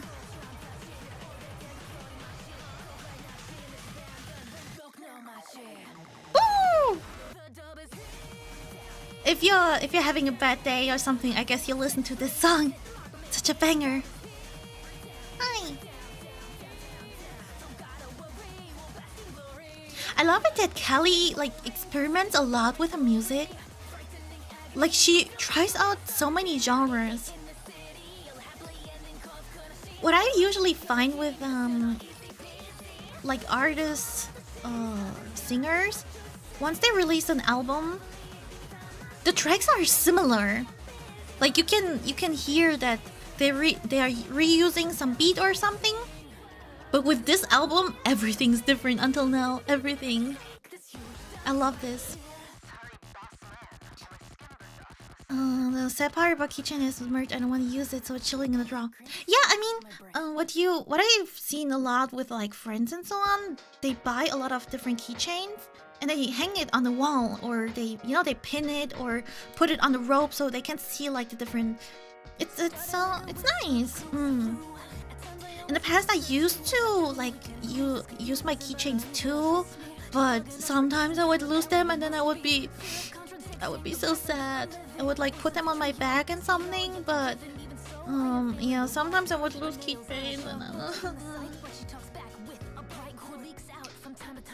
any plans for an original song? No, to be honest, not yet.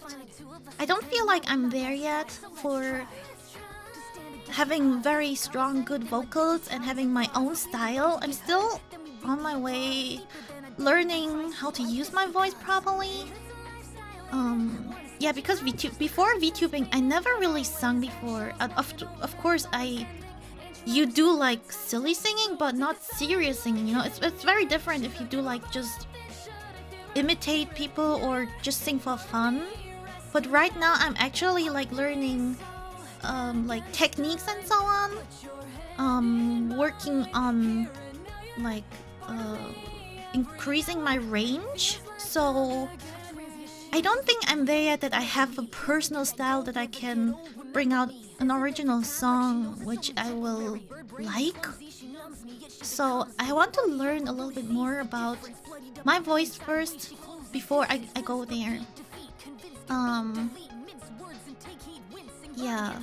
And I don't think I have like, I don't know where I want to go with the original song, what kind of style too. Because it depends on my voice too, what kind of style suits my voice.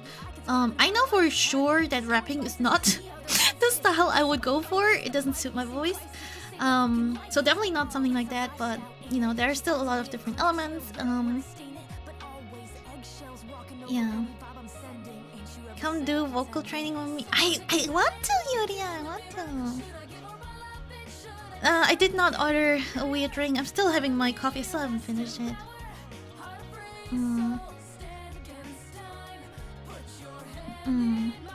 Heck, being repetitive. Yeah, yeah, yeah. That's what I do.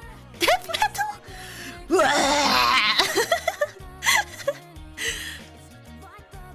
I'll make some too. Yeah, yeah, yeah. Get some coffee. Get some coffee. Metal singing is just like so hard. Growling. You have to really practice that. What about you, Freya? I know you love to sing. Are you thinking about an original song? Am I allowed to ask you here? If you don't want to, answer it, just say so.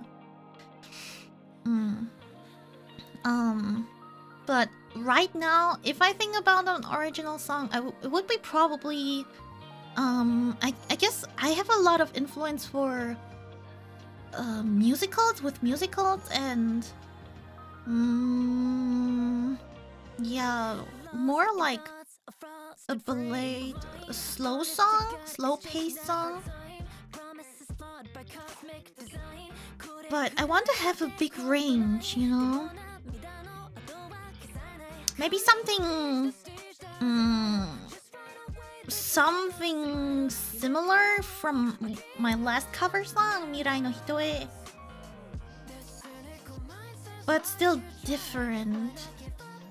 What I can say for sure, like, I think my first original song would have only like natural instruments, so like no synthetical beats or anything. I really like the sound of instruments, so like an orchestra or something, or like actually like a rock band, or just real instruments. Yeah, nothing like this song now, the beats and so on. I would not have any of that. Maybe even an orchestra. Because I love Kachiura Yuki, the composer. I absolutely love her style, so maybe something like that. I don't know. Maybe I just one day sent Kachiura Yuki a message. Hey, how much do I have to pay to get an original song with you? Yeah, something like that. If you want my personal add to it, I want to hear you sing something very strong and energetic, like Kelly or something like a ballad. I feel like you can sing soft and bring a lot of emotions. Yeah, I want to put emotions in the song. Yeah, definitely something like that. Energetic. Yeah, I have to work on putting like emotions into the song. This is also something hard. You know, some people just sing the song and hit the notes, but you don't feel anything behind it. I don't want to be that kind of person. I want the people to feel when they listen to my song. Genshin Impact music. Yeah, something like opera song. No, opera song. Let me check.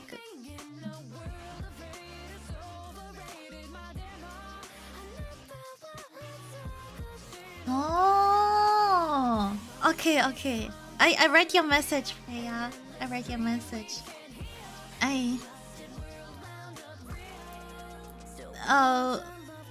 will not react to it because people might know that. Oh.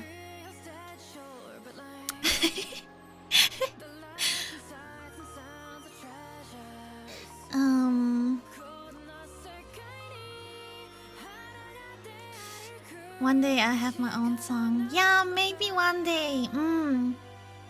Don't sing like Kristen Stewart.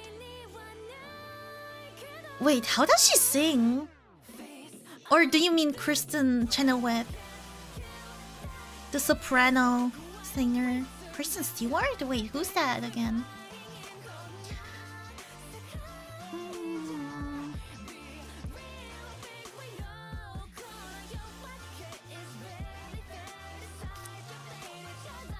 Yeah. One day, we don't know, but I really want to work on my vocals. I'm not really... Whenever I record a song, I practice a song a lot of times. You know, it's like, to be honest, if I record a song, I know some people are very talented they have super much control over the voice, and they know exactly how to use it, and they are done within like an hour or two of recording. For me, I practice by recording my singing first, and I listen to it a lot and analyze it and think about what I can do better. So imagine like I just sing one day the song the whole time for, I don't know, hours. I'll record that, and then I learn more and more what I want to emphasize, how to put in more, a little bit of my style, and then I do it again and maybe again. So it takes a few days actually for me to record a song. Because it evolves over time. Yeah. Every song is different. Every song is different for my voice, and I learn how to use my voice. Yeah. Her acting, the Twilight one. Wait, she sings too? I was thinking that's her, but I never heard her singing before. Dragalia's Lost soundtrack. No, I have not played the game, but I think I've seen it before and maybe even listened to this, some songs before. But because I love to listen to these game soundtracks, and I think there were some tracks in there. I think I've seen that. Breath control. Yeah. Breath control is definitely something I'm working on. Yeah, accent of words. Yeah, I agree. That's also important. Like, depending on how you pronounce the words, you sing it differently. You know, sometimes in songs, the singers don't pronounce the words you would say naturally. Sometimes you're having trouble like to understand what they are singing about because they don't pronounce it so clearly, but because it's a song and it's not possible sometimes to pronounce it very clearly. Otherwise it would sound very scuffed, or yeah, there would be a lot of hiccups like in the song. To make it very smooth, you have to sometimes like pronounce words weirdly. Yeah. Hello Scar, welcome. How are you? Oh, I'm well. I'm still sitting here with my coffee. I think I'm gonna eat something in a bit because it's been 2 hours.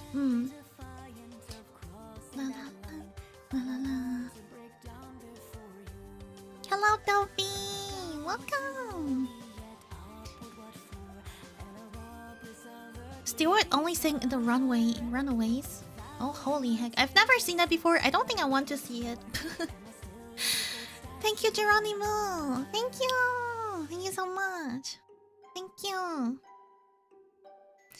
I'm glad to see you here. How are you? Yeah, I'm gonna work on my singing. I know what I want to work on, but I think that's the first step. You know what you have to work on, but actually doing it, that's a different one, different case. You know, singing is hard. It's like you can have a vocal coach. They can tell you what you have to do better, but they cannot really show you. The instrument is inside of you. It's not like, you know, teaching a piano and they can show you how you press it, how fast you have to play it, and so on. It's something you have to try out a lot. Analyze your own instrument, your own body.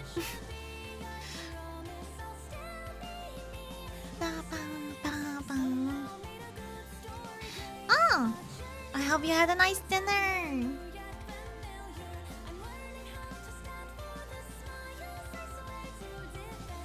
I like this song too, Orables.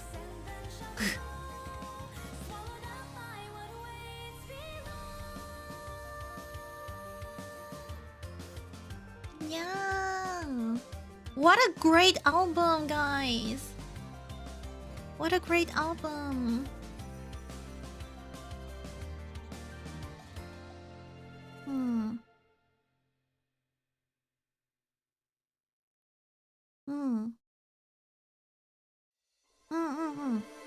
Did you get some vocal training, Celestial? Okay, now Japanese version. Let's go.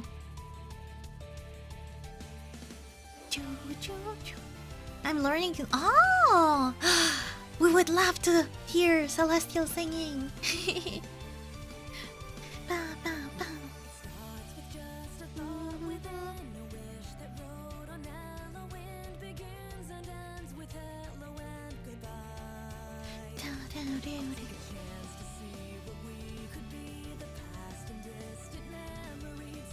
I'm still on the waiting list. Oh wow. There are waiting lists? Wait, do you take the singing lessons online, or you have to go there? Like to a school actually?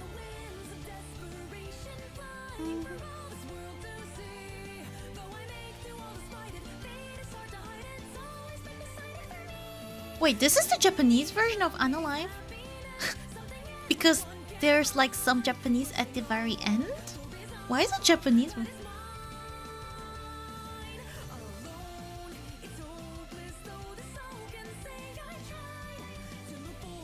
In a school, oh. Ganbatte, Freya!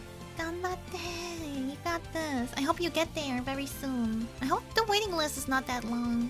It's crazy that you have to be on a waiting list.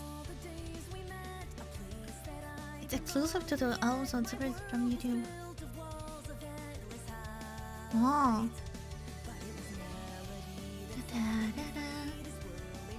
What is your favorite song from the album? Do you have one already?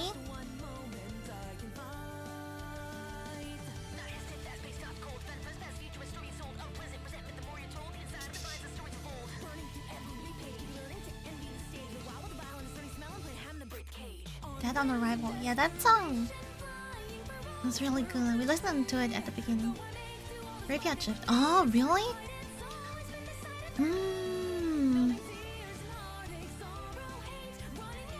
I have to listen to it again.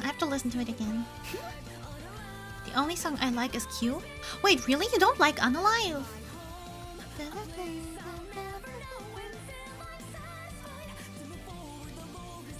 Huge W is the one I like the most for now.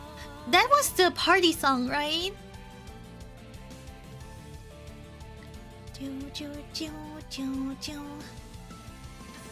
Unalive is amazing, yeah. I like it. I really like it.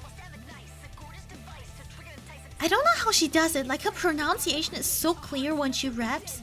It's so fast, but you can hear it so well.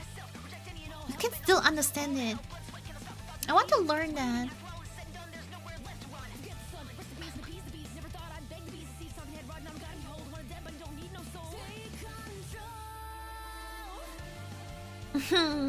Rapper Fuyumi. I don't know if you will ever see that, to be honest. You know, I wish I could like sing Callie songs. Like the melody parts for sure, but the rapping part, I feel like I need someone to rap for me. Who wants to do a collab with me? Someone does the rapping part and also sing some part of the melody. I'll take over for the melody. Any birdie? What if I can't? No, that will never happen. Look, Kelly is like, I know she cares a lot about indies, but you know there's a limit. She will never notice me, guys. It's impossible. As I said, I just started to sing. I'm not really good yet, so it's not possible. You can start slow and speed it up. Yeah. I tried it before, actually, a little bit with her songs, but I'm not there yet. First, you like say the text normal way, and then you try to speed it up more and more. I think it's the same, like, you know, yesterday rewatching my debut, I was talking so slowly, and now I can talk a little bit faster. So I think it's like the same. The more you talk, the more you can able to talk faster normally, the easier it is, I guess, to rap, I imagine. Eminem rap god perform. No, that will never happen. Just ask Balkun. And and then the real Balkun actually raps. No, you just hear some chirping them. Man, that would be so funny. I sing the melody part and you just hear some chirping in between, and then there's the subtitle of what it actually means. Chip chip chip chip chip chip chip chip chip chip chip chip chip. You sing great. Thank you, Wendy. Thank you. But I really appreciate that you think that I'm. Oh no, I don't want to instrument. Okay, let's listen to this one again.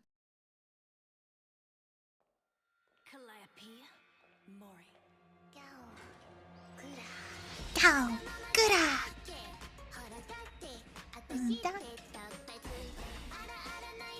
Did we already do the 200 subs goal? Wait, what is the 200 subs goal again? Oh, no, we have not. Oh, shoot. Oh, no, we have not done that yet. Okay, we're gonna do that on Discord though. Like, you can send in all the songs you want, you would like me to sing in the next karaoke, and I'm gonna pick like 10 songs. 10 songs. I will pick like 10 songs. Can we have a Discord channel for it? Wait, let me check. Didn't we had something similar before, mods?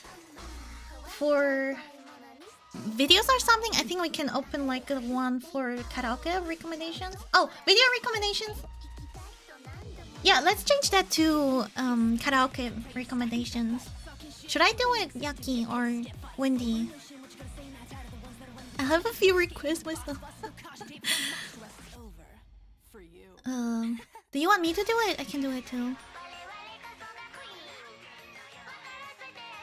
The MV for the song is so good. Yeah! I love it that they battled. It's so intensified. I remember I stayed up to watch this the premiere of the song. I was like, I had no words for the song. I had no words. Yeah. Stella and Infinity. Ooh. Rammstein. Stop! Song recommendation. Yeah. Oh, only Jeller. Okay, then let. Oh, wait. Oh, okay. Jeller already did it. Okay, guys. If you're heading to my Discord channel right now, there's this category Fuyumi related, and the first channel is karaoke recommendations. So put in your songs there. Holy shit, we're getting some already. Okay.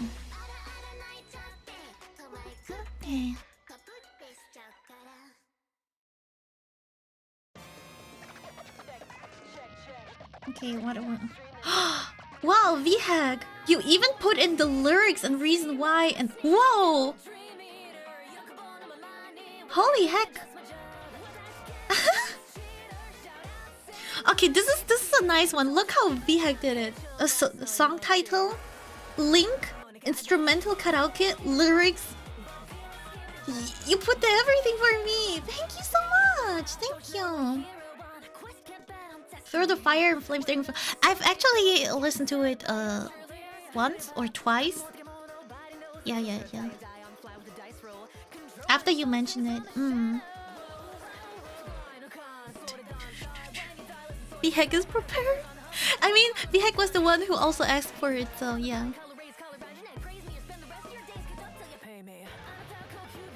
Yeah, so you can go do that now. What else? Aha! Wendy, I knew it! Something from Toa! Okay, so post as many as you want. I will choose like 10 titles from it, which I think I'm able to sing. And yeah. Melt. Heck you, Ray! Heck you!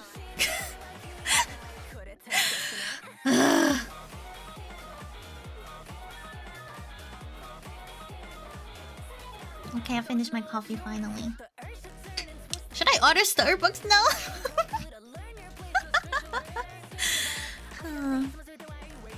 No, I should get some food actually. Some yogurt with strawberry and muesli.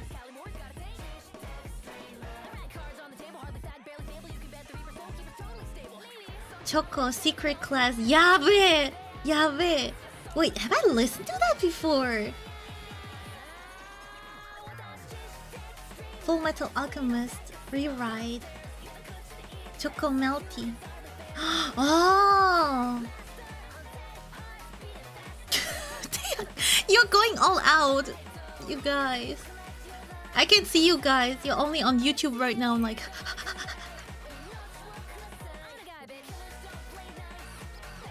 ah, Plastic Love.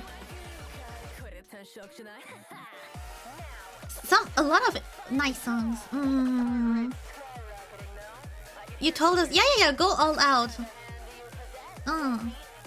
Do it.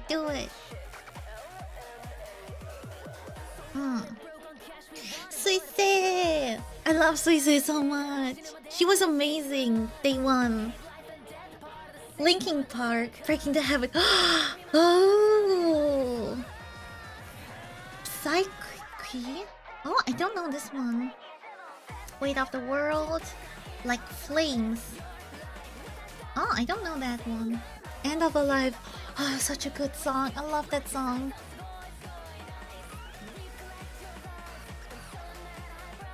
Yeah, Wendy, we were talking about the Holofest earlier. Muna was so amazing. Kiara blew me away. Yeah, and the duet. Oh my god, Sui-chan. Damn, so good. What was your favorite part of the Holofest, Wendy? I'm interested of listening to your opinion. Sora, Roboko. I haven't seen it yet. I haven't seen. Oh, you mean okay. And Choco. Why do I even ask? I couldn't watch the whole thing yet because I was preparing for Subathon and I had to sleep. This was exactly when I had to sleep. So I'm like have energy for the Subathon. But I still have access to the full stream, so I will watch it later. I just, I was so curious about EN and ID, so I watched their performances. And they are so amazing. It's so great to see their 3D.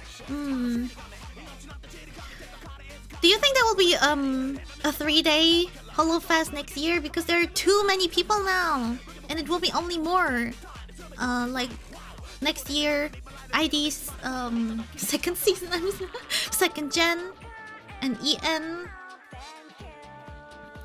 second gen. There's gonna be too many people. You have Holofest has to have like a third day, and I hope they will do it.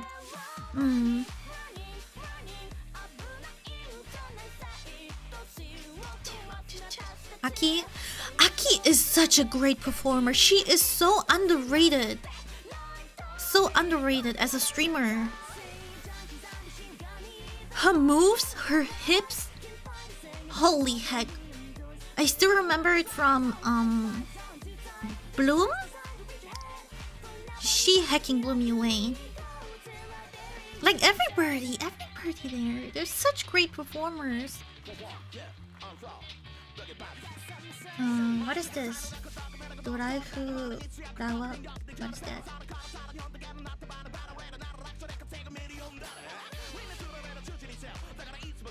Oh, it's not showing the. That's Graveyard Shift.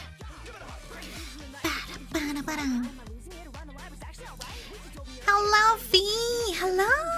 How are you? Thank you so much for stopping by. How are you? Just chilling a little bit right now. Aki's ledger. Yes, she is definitely. And now Muna. Muna is also one of the best dancers, I think. And Kiara, of course. Of course, Kiara. Imagine these three people together on stage. Kiara, Aki, and Muna. Oh man, I want to see that. Subaru. Oh yeah, Nene, of course. And oh man, yeah, right. Korone is also. Oh yeah. What if the best dancers? What if they just, they just dance to a song together and have an insane choreography together? No singing, just dancing, because they are the kind of the dancers of a Hololive. That would be great too.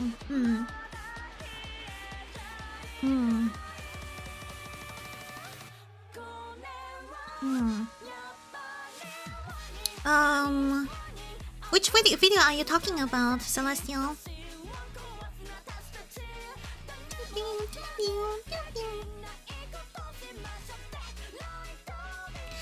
I think maybe one day it's possible, because once the borders open up again for tourism, maybe all Hololive members can meet in Japan and have an insane concert.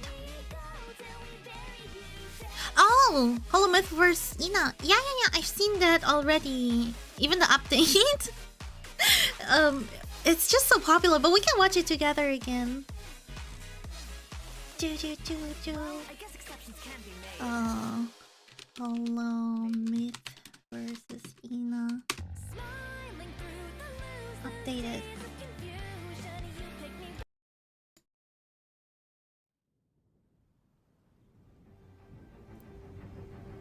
It's so good. And with the music they put behind it, the music makes such a huge difference.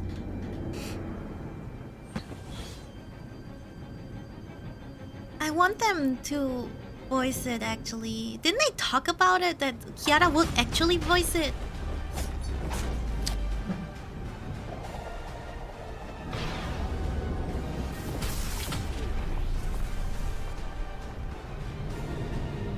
The person is like, I think I saw on Twitter that the person has not animated a lot in the past because they lacked like motivation. But now with this huge project, he's like non-stop working on it and his passion is back. That's so great to see that, like, what Hololive can do. Bring back your passion and yeah. Bring out these insane talented people.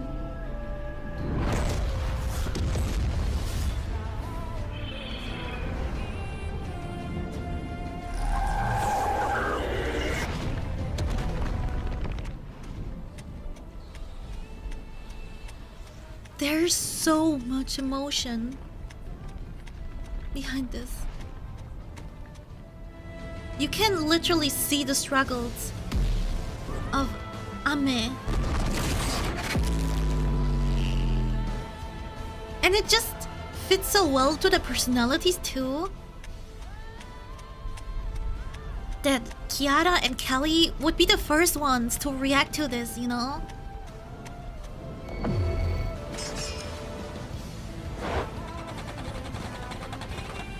And Gura protecting Ame.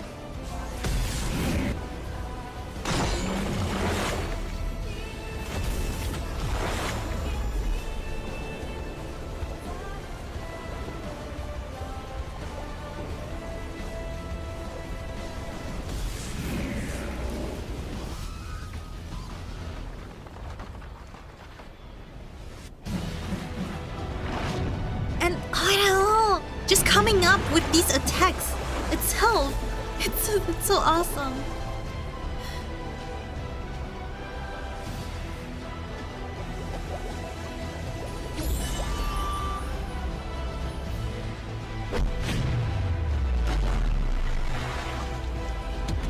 This is like the noble phantasm of Gura. She just throws her trident. But Ina...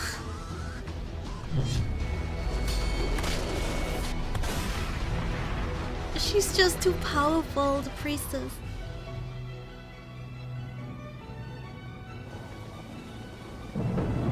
Oh man.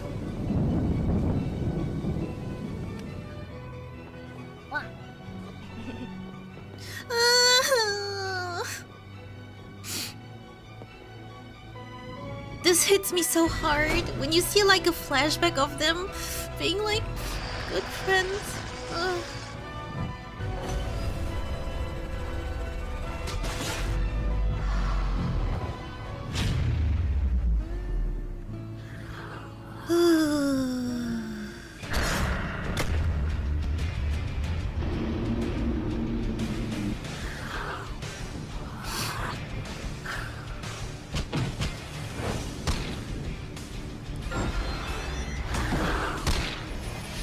Ah, damn. Holy shit.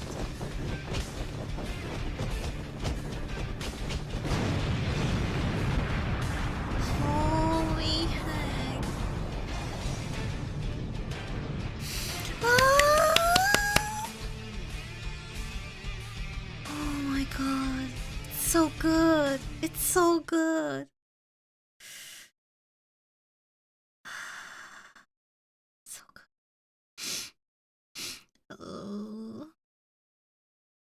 You know, this reminds me of like the animation of what is it called? Dead Fantasy? But the animator passed away unfortunately, right? Yeah. It's hard for one person to animate this. I don't know how long he worked on this already. How many hours? Just look at the quality of it. Ah, Dominic! Thank you so much for the 5 gifted. Thank you so much. Thank you. Thank you, thank you. Thank you. I really appreciate it. A year of work, yeah.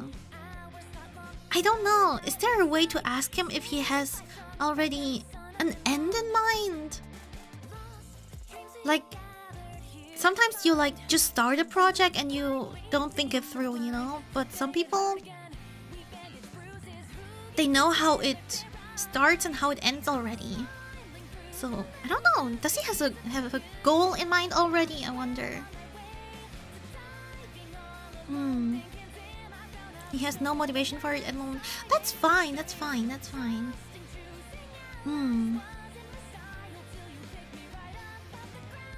Hello, Earthbound! We were talking about the Hollow Myth against Ina. Have you seen that video? There was an update recently in March and we just watched it. Yeah. Oh, it's so good. Please check it out. It's insanely good. That dude is so talented. Starting project, not thinking it through. I mean, look at me.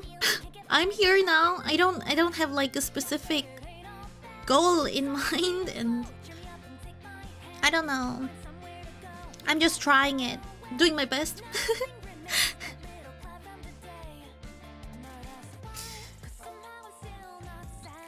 I mean, I have small goals. True. Small ones. What was the title? Hollow Myth against Ina. From Hololive. I don't know if you watch Hololive, but if you know them and just see them, the animations coming to life and how they fight each other, that's so amazing.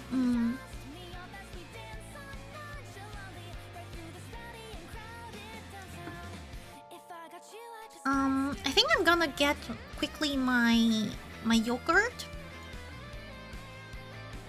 and then we can chill a little bit.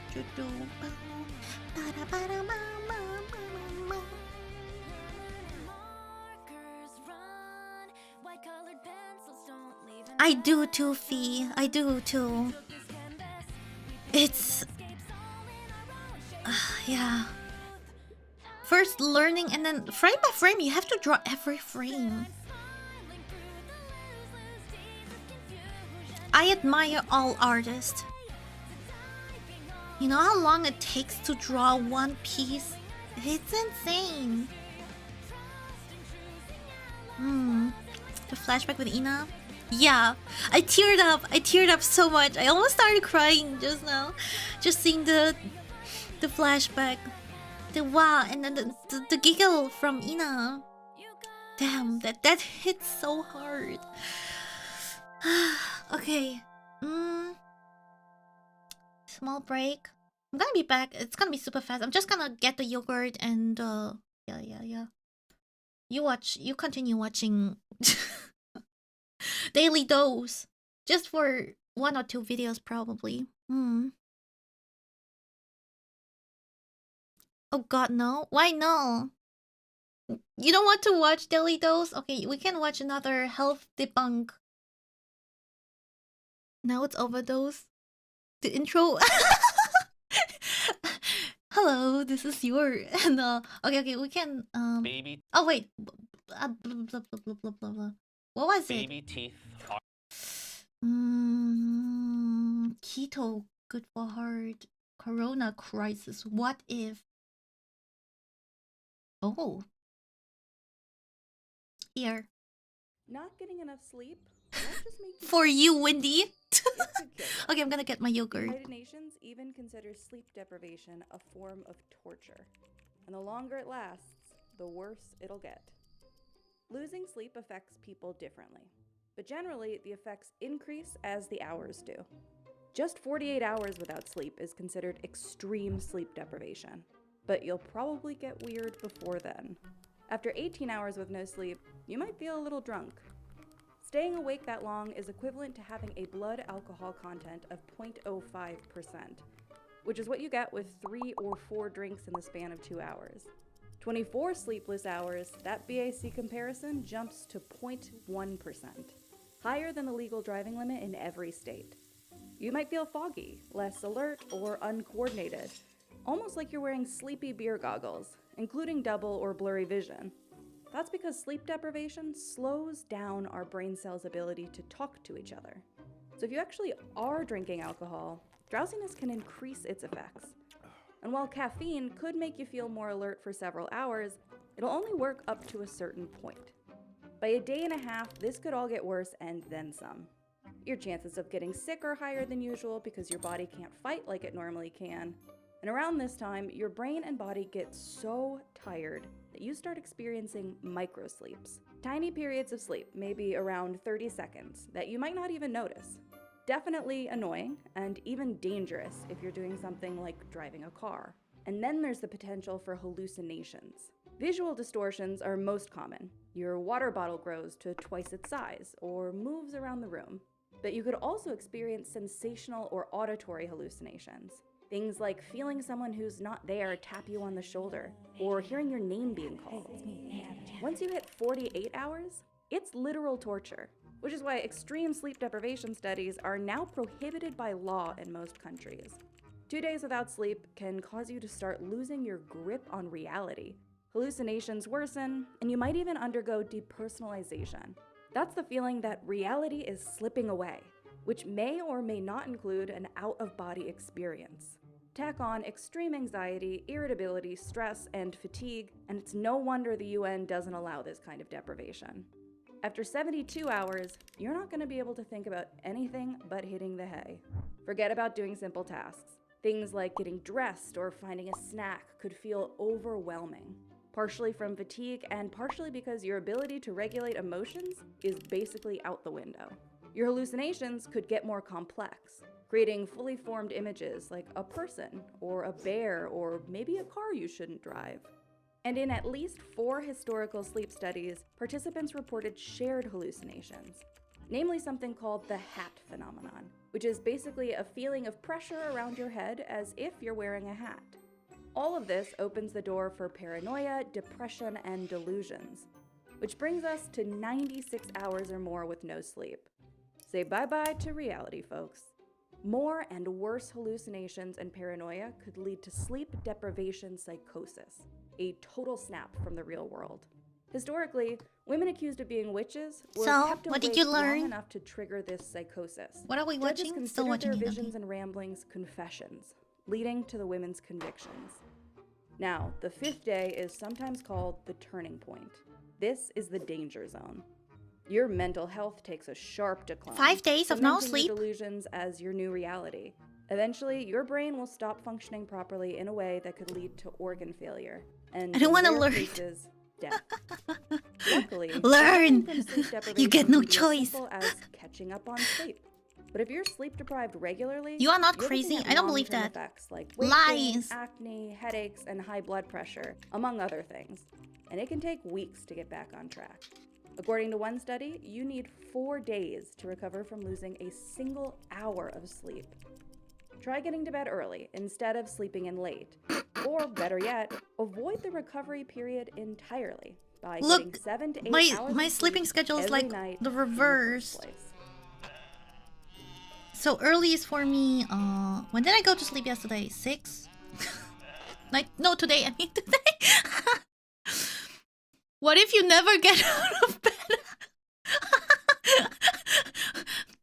Okay, let's watch it. 43% of Americans say they're too tired to function. So odds are you're pretty exhausted. Some mornings, you might even fantasize about staying in bed forever. Not forever. I never imagined Your that. wish came Just true. continue stay in You bed. got food, a bedpan, and an endless What? stream of podcasts. I to binge. never imagined that Everything before. you need Have to you? Never move again. Have you? But it won't be long Forever? I until don't want to you stay in bed realize forever. that you've That sounds made horrible. A terrible mistake. People spend lazy Sundays or sick days in bed all the time and are no worse for wear. But if you don't start moving again after about 24 hours, one of the first things to change is your lungs. Oh, really? Gravity isn't pulling them down into their normal position anymore. So the lower part of your lungs will crumple up. You probably won't feel any different, but watch out, because it's harder for mucus to pass through those collapsed passages. So it can get trapped, which can infect your lungs and ultimately lead to pneumonia. Oh my That's why god. doctors tell people on bed rest to sit up and cough from time to time. But you're way too engrossed in those podcasts to remember to cough. Within What? a week, your VTubers problems watching only get streams? worse. No, never. You see, normally your muscles and bones help support your weight under gravity. But now that you're lying down, they're out of a job. And as the saying goes, if you don't use them, you lose them.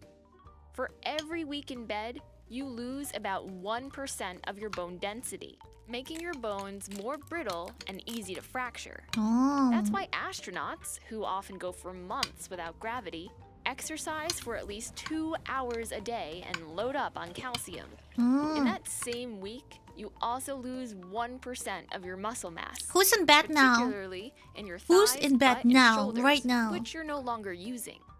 Now, normally, those muscles would suck sugar from your blood for energy to function. But after just 10 days of bed rest, this process slows down. The result? All that unused sugar can build up in your bloodstream. So get up and soon, lead to okay? Type 2 diabetes. By week 2, you can start developing nasty ulcers called bed sores. These form when the bony parts of your body, like your hips, tailbone, and ankles, press against the same spot for too long. The constant pressure blocks blood flow, killing your skin cells. And if you're not careful, they could even rip through layers of skin and tissue and expose your bones and muscles. Ugh. Which sounds like the opposite of relaxing. Ugh. Meanwhile, those muscles are wasting away faster than ever. After just 2 weeks, you've What is lost this a stream? whopping Just telling 10% you. of your muscle mass. And that causes This is like new this is problems. like Because Google. the less You muscle look up what you have and you the have less like cancer and oxygen everything. therefore blood flow they need. The So stream is after just a telling you, month in bed, don't do your that, heart otherwise pumps 30% you will less get blood per a beat. lot of And diseases. with less oxygen circulating You will through your die. body, you feel more tired. Yep. Even though you've been resting for a solid month. And if you don't get up soon, well, you're going to have a hard time ever getting up again. Because 6 months, maybe a year in, most of your muscles have wasted away. Your bones are too weak and fragile to bear your weight, and your heart isn't strong enough to do much work anytime soon. Meanwhile, your brain isn't a happy camper either. After all, you've been stuck in the same room for months. staring at the same walls, the same spot on the ceiling, having the same experiences day after day. Not great for mental health, to say the least. Not the same A study experience of if you watch pregnant women streams. found that bed rest increased their risk of anxiety and depression. And some women reported feeling isolated, out of control, and imprisoned. I mean, it makes sense. No. A year of uninterrupted bed rest is not the relaxing paradise we'd all dream it'd be. And this is exactly why doctors try to get their patients up and walking as quickly as possible.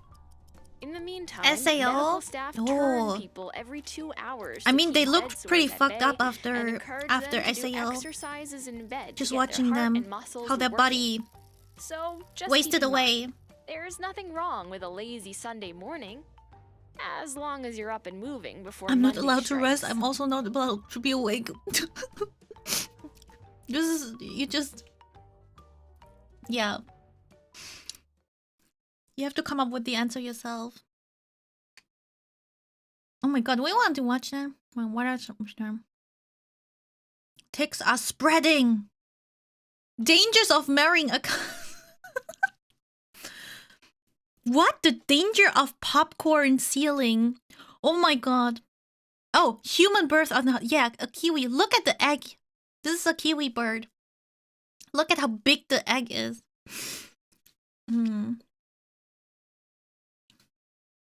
Asuna was still cute. Yeah, Asuna is cute. A lot of people hate SAO. I don't I like SAO, to be honest. Not every character. Kiwi's just a whole. It's true.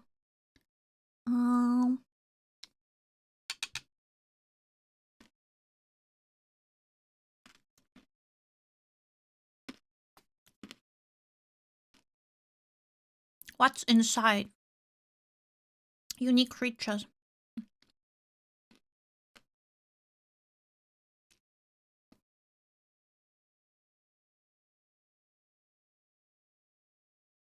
Baby teeth.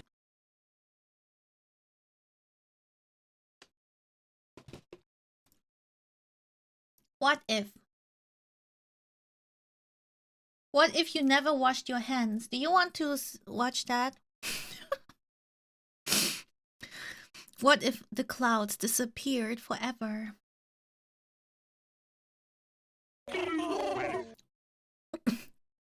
Thank you.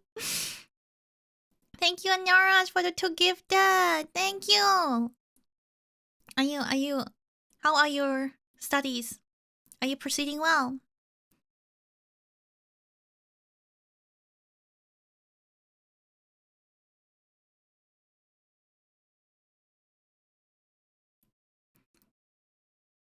What if VTuber stopped? That doesn't exist yet.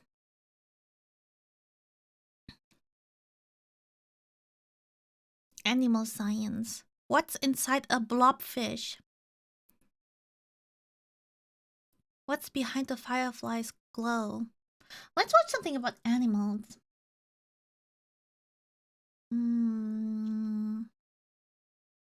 The extreme life of a sloth. The most extreme milk. An animal kingdom. Milk? Do you want to learn about milk? Going quite fast in through every day. Good job! I'm proud of you. Tia Zoo is a new channel. Is that a seal? Yeah, let's watch this one first. And then we watch what? Tier Zoo. Okay, we can watch that later. Imagine feeding your baby a milkshake for every meal. Well, for hooded seal pups, that's nothing. Their mother's milk contains 60% fat, the fattiest milk in the world. For comparison, the richest ice cream clocks in at only 16% fat. It's so cute. And after just 3 to 5 days guzzling the stuff, seal pups double their body weight. But seals aren't the only animals with extreme milk. If hooded seals drink the fattiest milk, then tamer wallabies prefer their milk loaded with sugar. It can contain as much as 12% sugar, more than a glass of Coca-Cola. And for good reason. Joeys are born prematurely and finish developing outside the womb.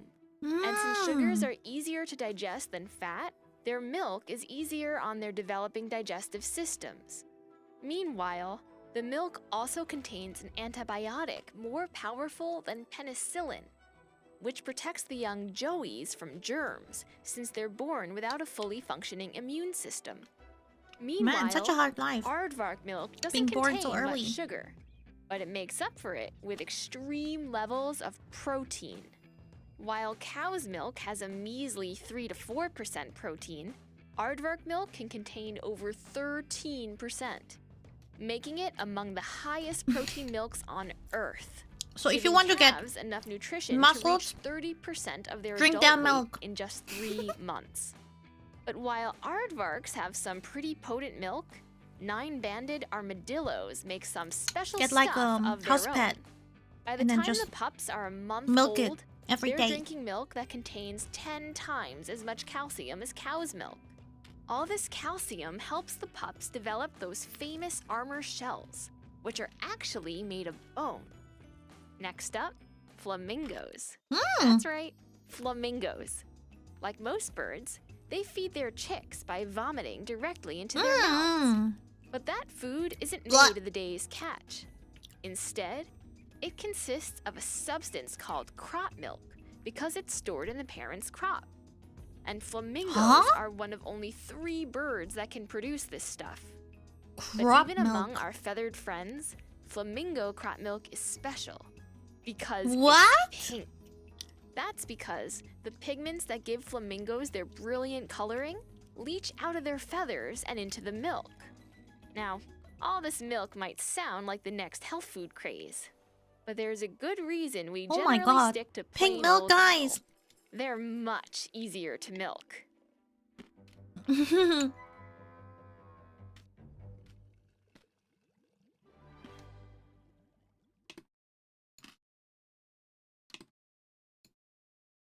If there's one thing you know about sloths, it's that they're, well, slow. But that doesn't mean they're boring.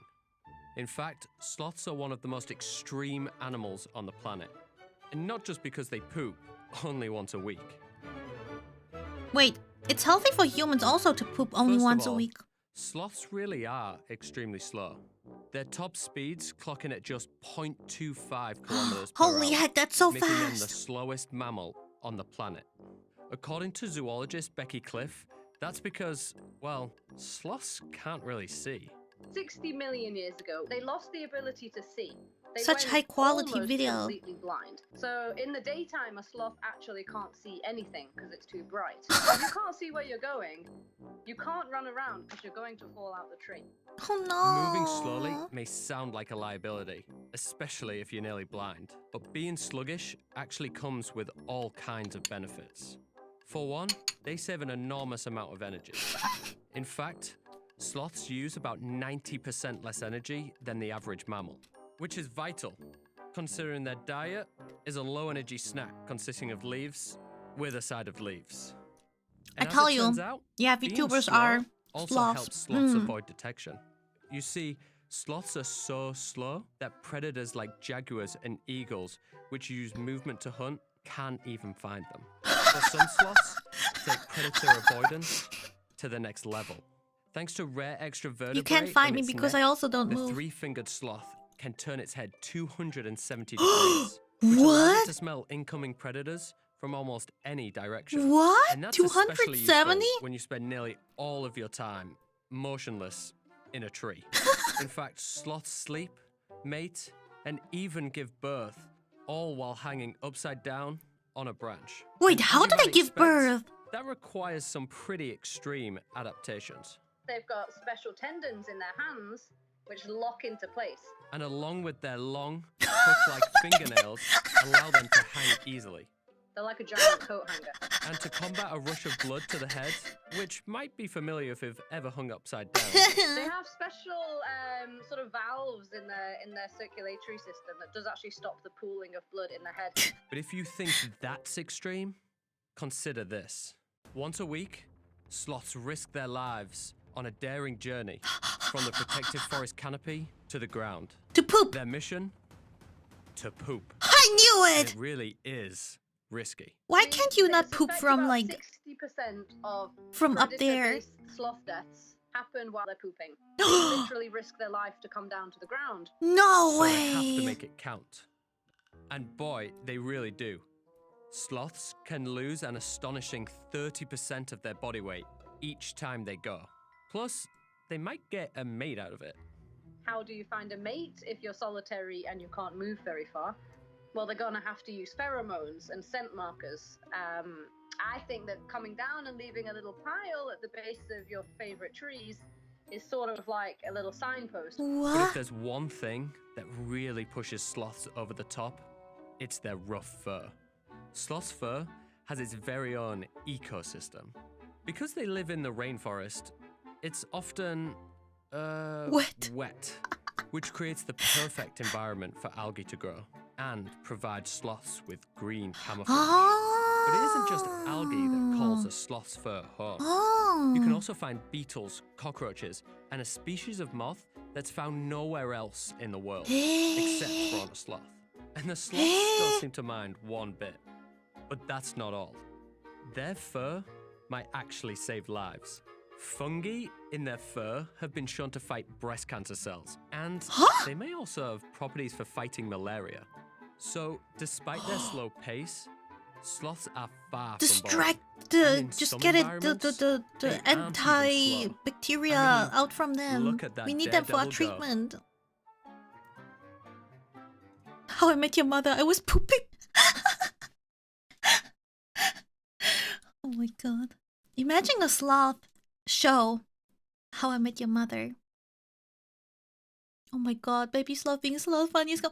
Let's watch this one. I'm in love with sloths now. Ah!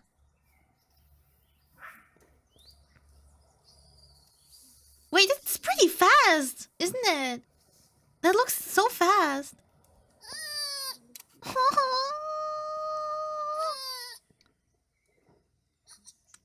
Look at the fur, it's so fluffy. It's so fluffy. Oh, look at it. Oh. Oh. So cute.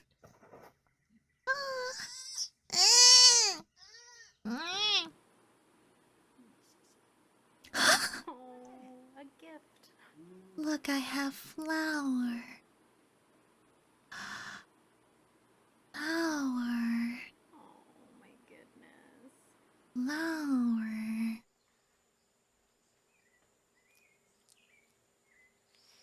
Oh. Are they vomiting too? Oh, whoa, whoa, whoa, whoa. That's quite passionate, guys.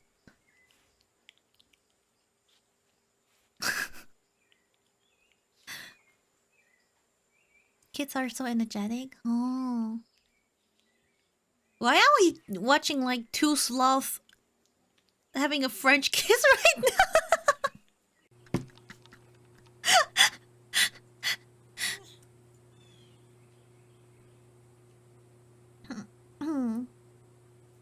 Oh, that's cute.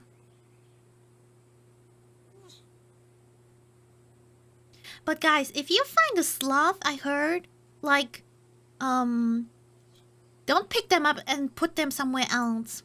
Help them to cross the street by themselves or something, because if you pick them up and put them on the other side, it's too fast for them.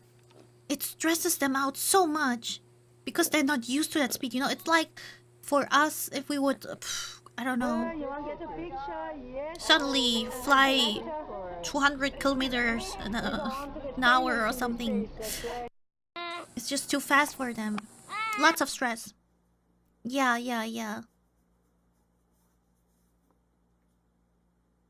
Aww. And now we know, if you find a sloth on the ground, they probably want to poop or just pooped. Aww. Cute.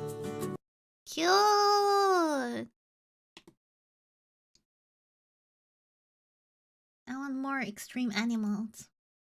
Oh, there are not a lot of. The most impressive deaths.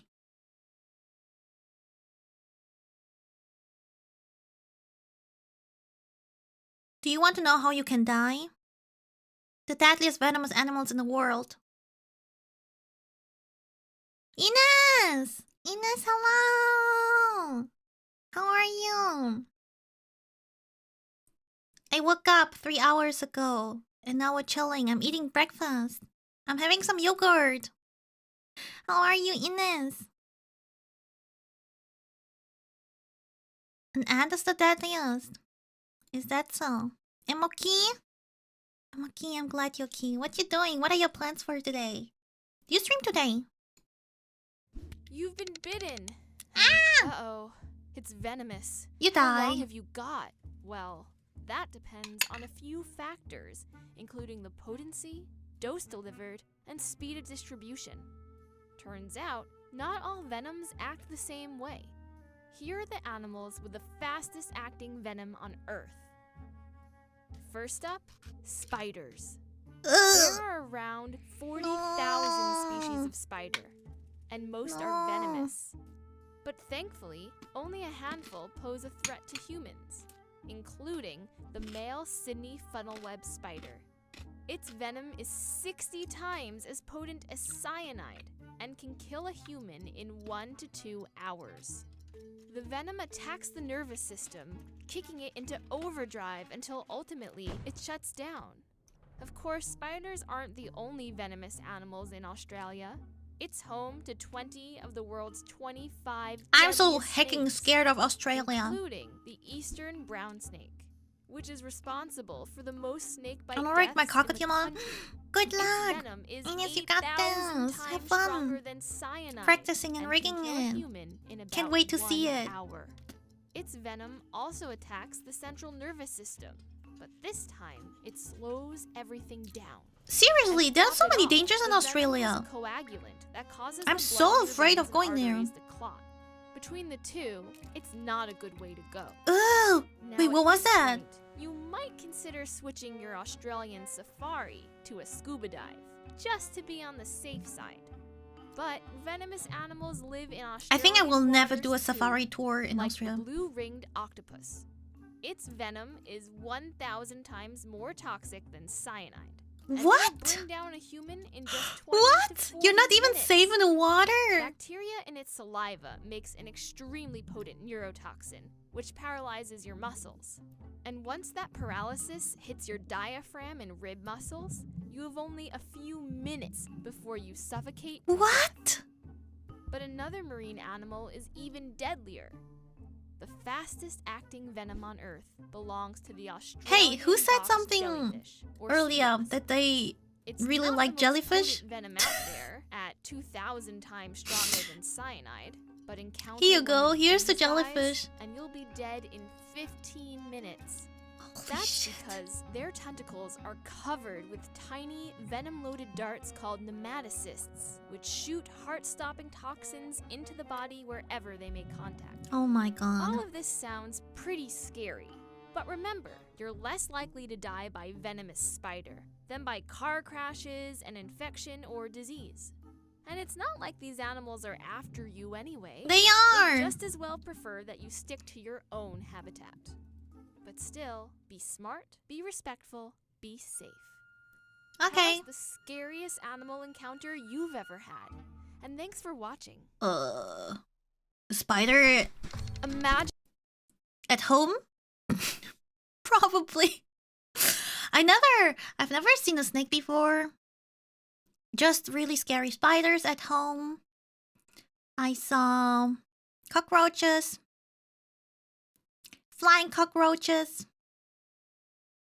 Yeah, flying cockroaches is definitely something really scary. Yep. Flying cockroaches.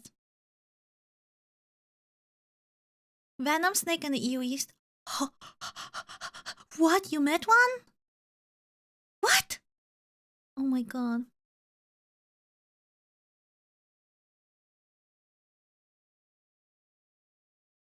Hello, Ukoknos. Hello, welcome. How are you? I really wonder how many venomous animals you meet if you live in Australia. Yeah, why do you have why cockroach? Why? Why do you have wings? Why can you fly? What was the animal in How I Met Your Mother called again? I only know the German name.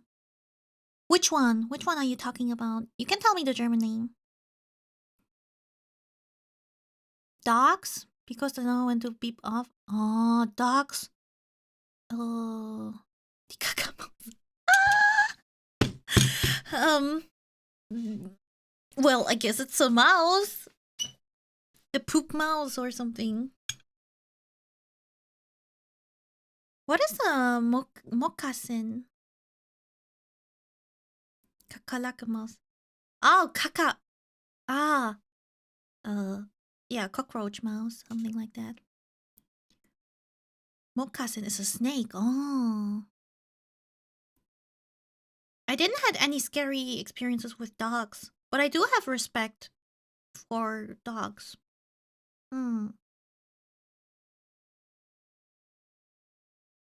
But yeah.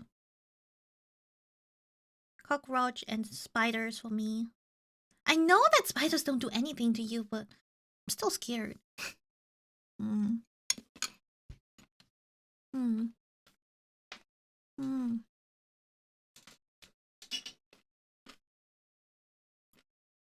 Mm-mm. Mm-mm.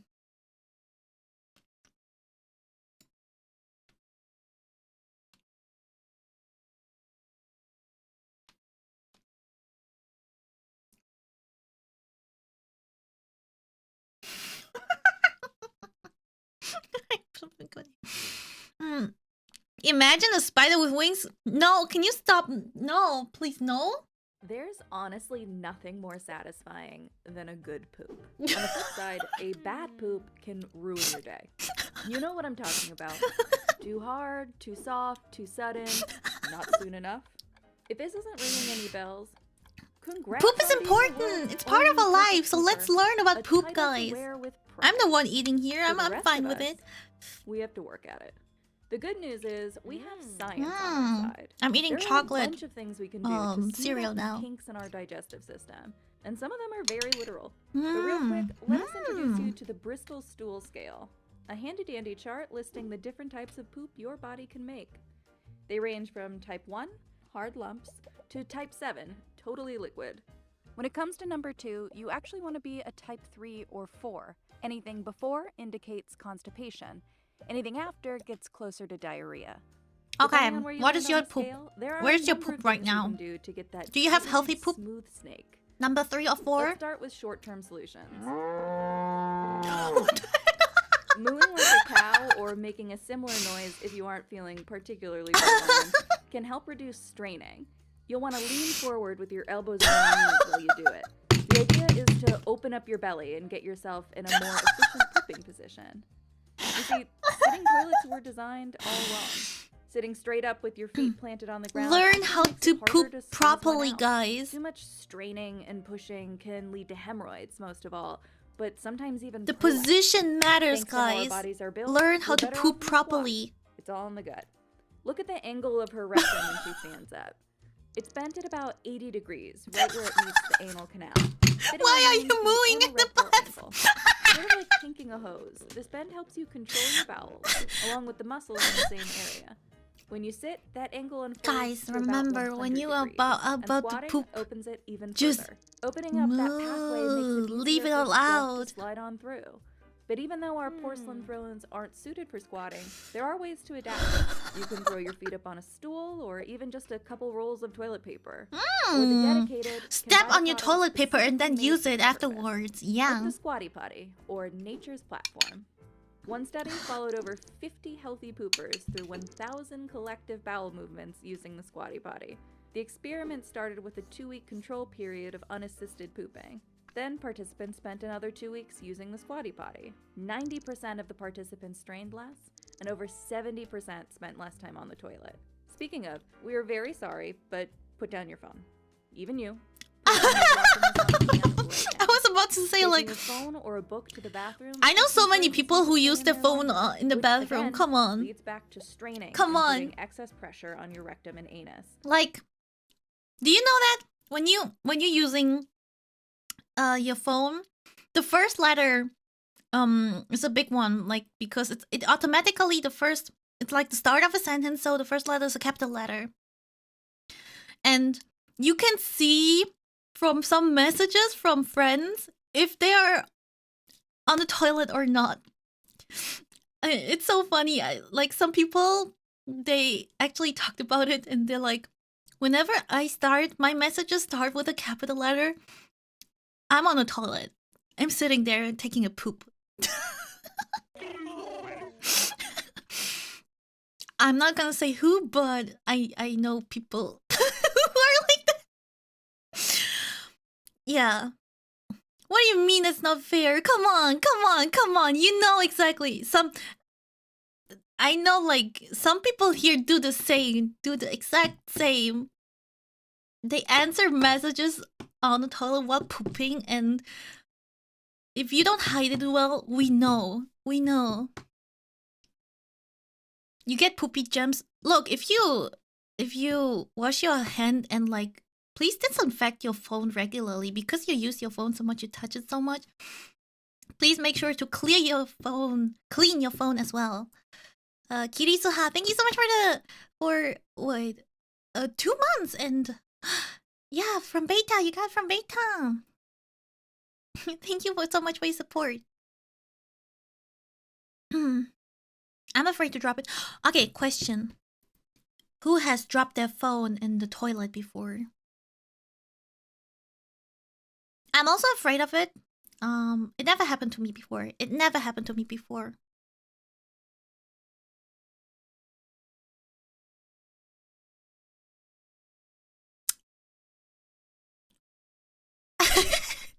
Okay, apparently Sherry, Nipra, the Ryans. Not the phone. Oh, something else. I see.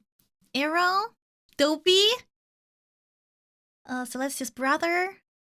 Only one time. It still counts.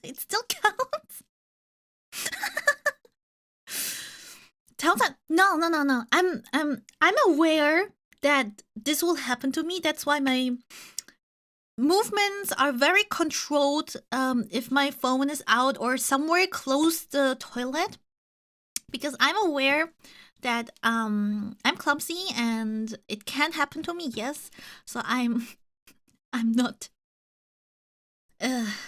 like, my phone doesn't get close to the toilet. Okay. What a fun.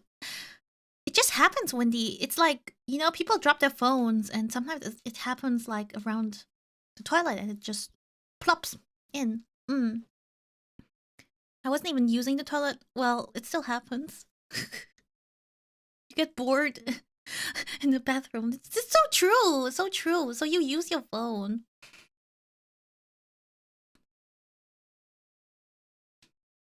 Have you ever eaten a paper plate? No.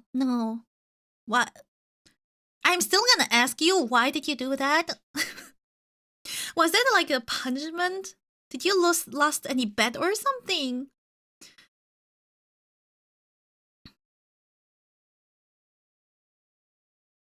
Hello, Gail. We're just talking about our rectum and anus.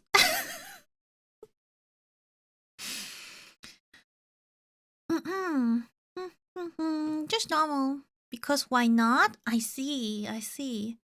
Was it delicious? Did you put some sauce on it, like ketchup or mayonnaise or something? I don't think it's healthy for you, so please don't eat too much of it. Doing nature and standing, it fell in the pocket. No way! He almost fell. No! Oh god.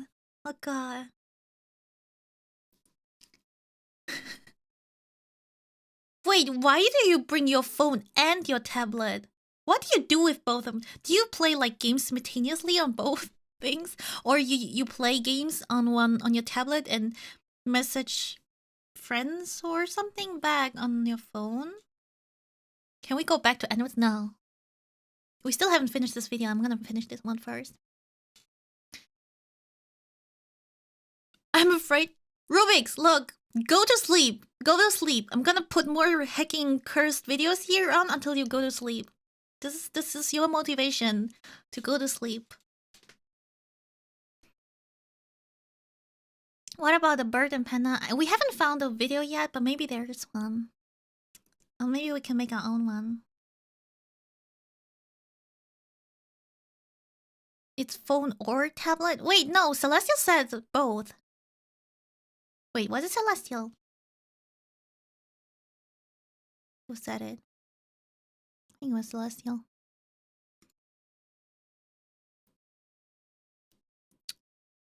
What? Oh, was it Sherry?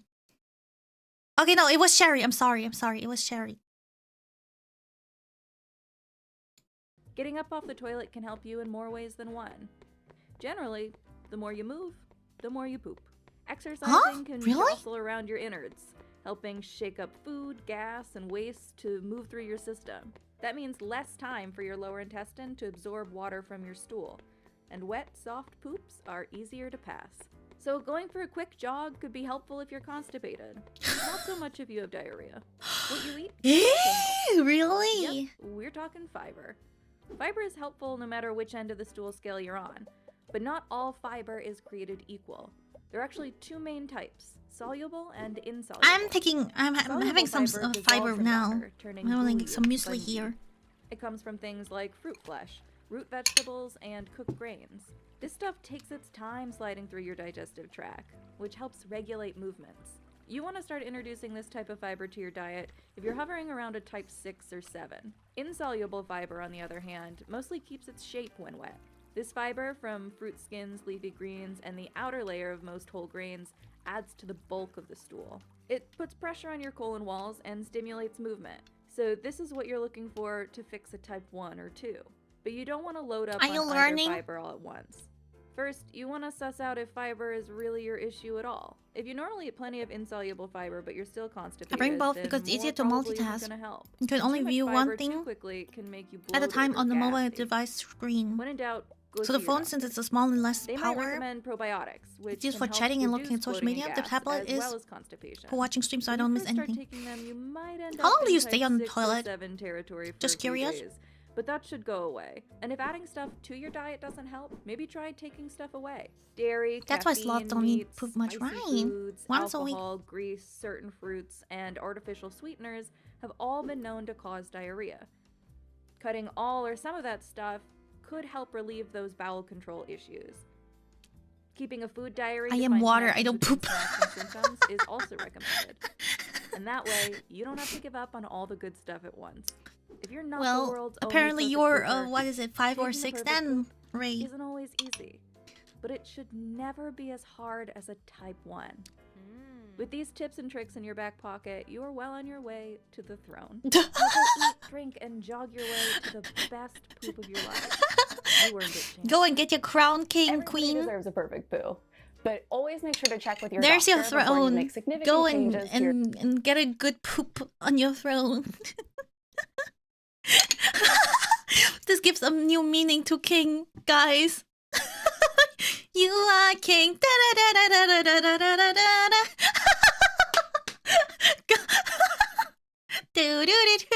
Left side, right side.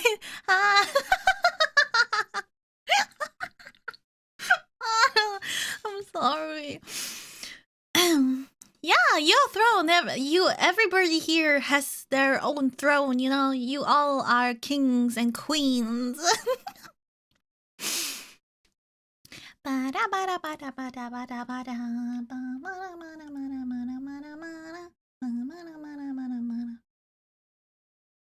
Okay, do you want to know what happens if you hold your pee in for too long? Do you want to know that?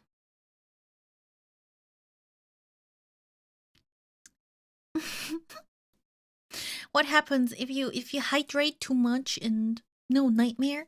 No? Sure? Hydration theme is good. It would kill you again? Oh, we're just learning like 50 ways to die today or something. And you already know that? Alright, it's just a short video. It's just 3 minutes. Let's watch it. You're about an hour and a half into the movie. And boy, are you regretting that large soda. You can hold it, sure. But should you? I do it. I do it too.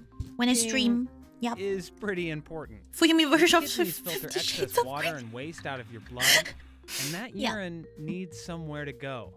Your bladder. My Normally, bladder. it will hold 1 You to know 2 what I cups like? comfortably.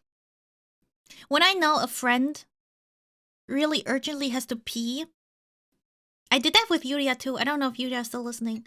Yuria once said she had to pee, and I just pushed her bladder. I know it's so evil. I'm interested in what happens to tubers during subathon, aka what if you never went outside? I don't know. It's just it just passed the 24-hour mark. I don't know what happens. What kind of devil? Look, it's just to tell the people they should go and pee. To remind them of the pain. I'm just helping the people. I'm not evil. What are you talking? I'm not bullying. I'm helping Yuria. I'm helping Yuria. Oh. What the fuck? Wendy! Wendy! What did you just say? Lainey, thank you so much. Thank you. Thank you, Lainey. Thank you. Thank you, Nightingale. 6 more minutes. Let's go. I don't even... The time gets added, right? I didn't pay attention, but it should. Hello, Nerfman.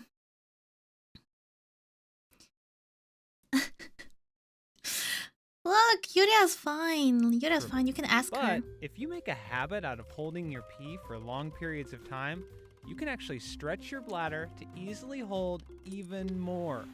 One study I think found I'm doing that. Nurses who often held it in all day due to job constraints. Oh yeah, had Effie does that. nearly Effie double does the that. normal bladder capacity. And turns out they were totally fine.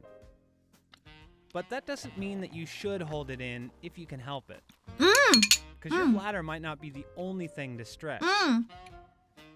You may also stretch your external sphincter muscles. Those are important muscles connected to the outside of your bladder. Before I forget, so what I watch outside of VTubers is Offline TV.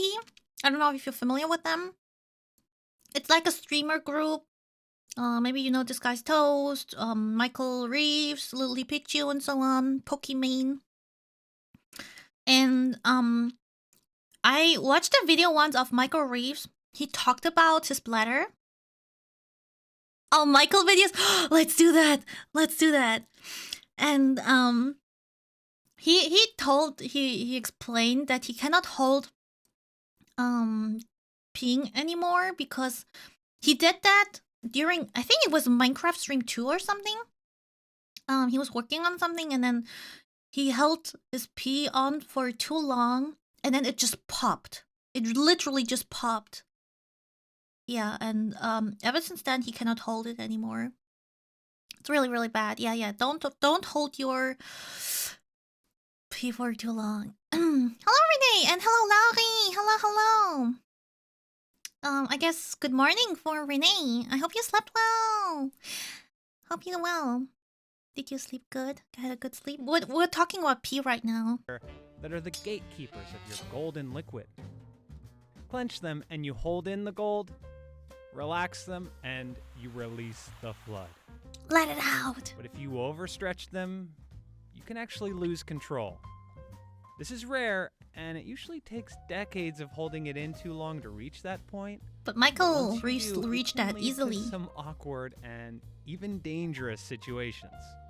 For example, Golden with shower. less overall control, you risk leaking urine when your bladder is full and not emptying it all the way when you finally do go. Not only Oh. can this increase your need to urinate more often since your bladder fills up quicker, It can also lead to a serious disorder called urinary retention, where you end up with too much urine in your bladder for too long. And since your bladder is basically a warm, wet bag of body waste, it's the perfect breeding ground for harmful bacteria that will cause all sorts of damage. Even worse, if you're really unlucky and retain too much urine, it may back up into your kidneys. Actually, This can cause kidney failure and ultimately death. no more blocking. I read The it good news before is you you're more blocked it, likely to Wendy. just lose control of your muscles and pee way before your bladder hits this point. Damn. Why not reduce the risk altogether and just go to the bathroom? Just go to the bathroom. Okay. Okay, one thing also for, especially for girls, I think girls can get like bladder infection way easier. I also made that experience. If you don't use the bathroom too often, you easily get infection because, yeah, as they said in the video, the bacteria just, it's the perfect place to spread and flourish. So yeah, especially girls, they get like a bladder infection quite easily if they don't use the toilet like regular. So at least, I try to at least after 4 hours or something to go again. Maybe even if I don't have to, but just let out all the bacteria. Yeah. I get it. The movie is absolutely gripping.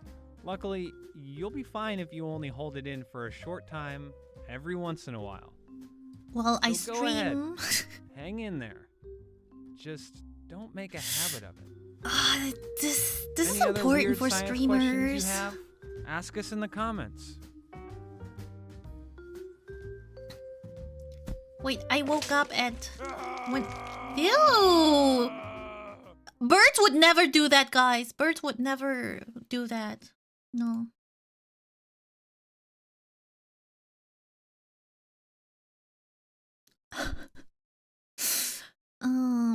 You can use the toilet while streaming though, so yeah, I can, yeah.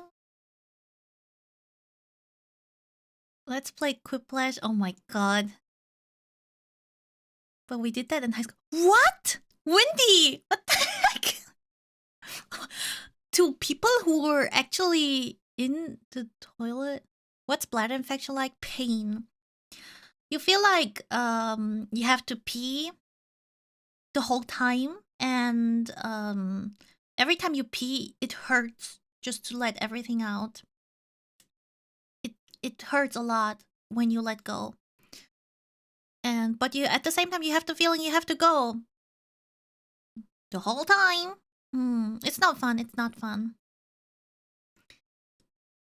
I think most boys don't get a bladder infection. It's pretty rare. It's possible, but yeah. Most common for girls. A big scar in my belly. Ooh, that. I hope you're okay now.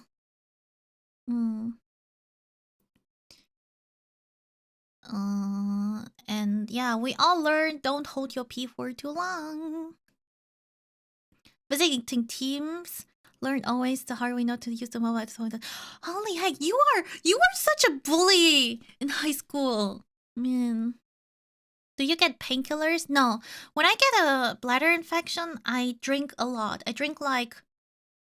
I try to drink like, I don't know, 10 liters a day. So if you get the feeling... You have the feeling you have to pee the whole time, right? So then something actually comes out. And you just clean your bladder because all the bacteria inside just...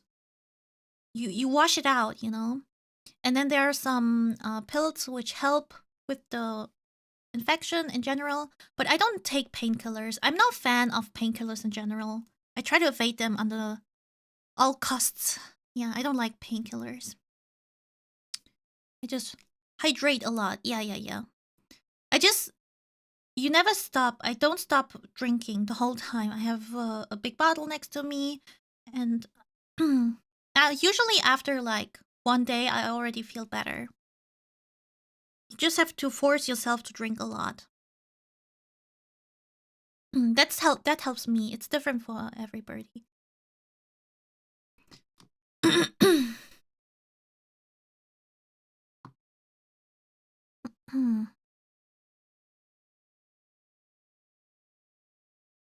You didn't hydrate enough? Oh god. Yeah, hydration is really important, asks Ray. We used to those toilets for practice, especially when we had other schools visiting. The tension was, what the heck, Wendy? You bully! You bully! You bully.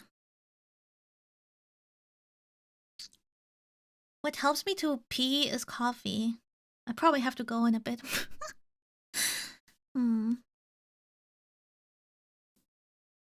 Oh my god, you passed out in the bathroom after drinking way too less? That sounds horrible. Don't, oh my god, these must be like horror stories for Ray listening to that. So many people not hydrating enough and passing out from it. Oh shoot. Too much water can kill! Let's watch this one. Let's watch this one. You hear the word poison, arsenic, cyanide. So Ray is trying to kill us in reality Life with couldn't water. exist without water, but in the right circumstance, water can be as dangerous as any poison. Your kidneys filter out excess waste and water from your bloodstream, but they can only process 800 to 1,000 milliliters of water an hour. I And drink if you more? somehow manage to drink more than that without throwing up, you can run into trouble because you're drinking faster than your kidneys can process it. Oh. So the excess ends up in your cells. Oh. Normally, your cells are surrounded But by I have a to do it carefully when I have a balanced bladder solution infection. of sodium and water, which flows in and out through tiny holes in the cellular membrane, so it keeps the sodium concentration both in and out of the cell balanced. But when you drink too much water, the sodium solution gets diluted. It's not salty enough. So some of that excess Oh water no, we're rushes not into salty the cell enough. to restore balance. And that causes it to swell up. Doctors call this water intoxication, and it's a big problem. Now, most of your cells can handle the swelling to a degree, since soft, flexible tissue like fat and muscle can stretch. But for the cells in your brain, it's another story, because your skull isn't stretchy. It's bone. It's hard, like a rock. Huh? So, as your Oh, brain I didn't know. swells, it builds up pressure in your head. At first, you might experience headaches, confusion, or drowsiness. But as the pressure increases, you risk brain damage, coma, and even death. And it could all be over in less than 10 hours. Okay, Ray, A I'm 64-year-old scared now. woman, for example, died the same evening after drinking between 30 to 40 glasses of water. And a group of U.S. Army trainees suffered vomiting and seizures after downing over 2 liters per hour after a tough day of training. But it's marathon runners who need to be especially careful. A study found that 1 in 6 marathon runners develop at least mild water intoxication because the race stresses their body, including the kidneys. So they don't excrete water as efficiently, which can cause water to back up into the blood more easily. And the problem isn't unique to water. For example, the same thing can happen if you down too much beer at once. That's called hypomania. The good news is, severe water intoxication is rare and is more likely to happen in people who have kidney issues, since they can't process water properly to begin with.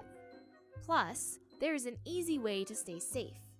The average healthy adult needs somewhere around 3 to 4 liters of water a day.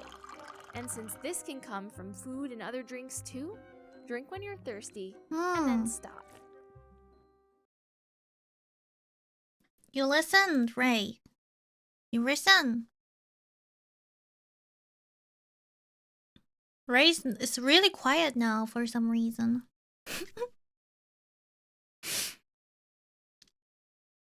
Do you want to die because you drink not drink at all or drink too much?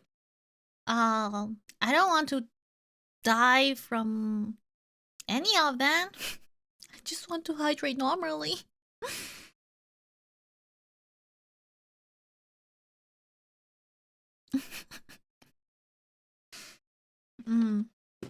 I'm gonna hydrate now because now I'm thirsty.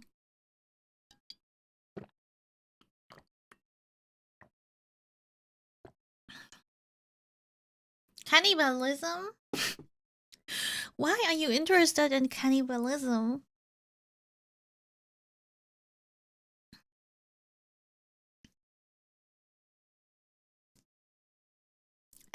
We're talking about thirsty water, yeah. Are you a night owl? I am. I don't have to watch the video. I am.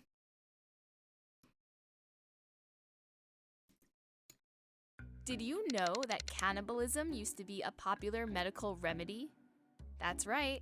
In the 17th century, well before Advil, Europeans would ingest ground up mummies for headaches. And human fat, blood, and bone were used to treat everything from gout to nosebleeds. Yet cannibalism is largely absent and morally frowned upon today. But let's forget the social quagmire. There are I'm not plenty always of reasons thirsty, why you guys. shouldn't eat people these days. For starters, we now know that human meat is a surprisingly low source of calories compared to other red meat.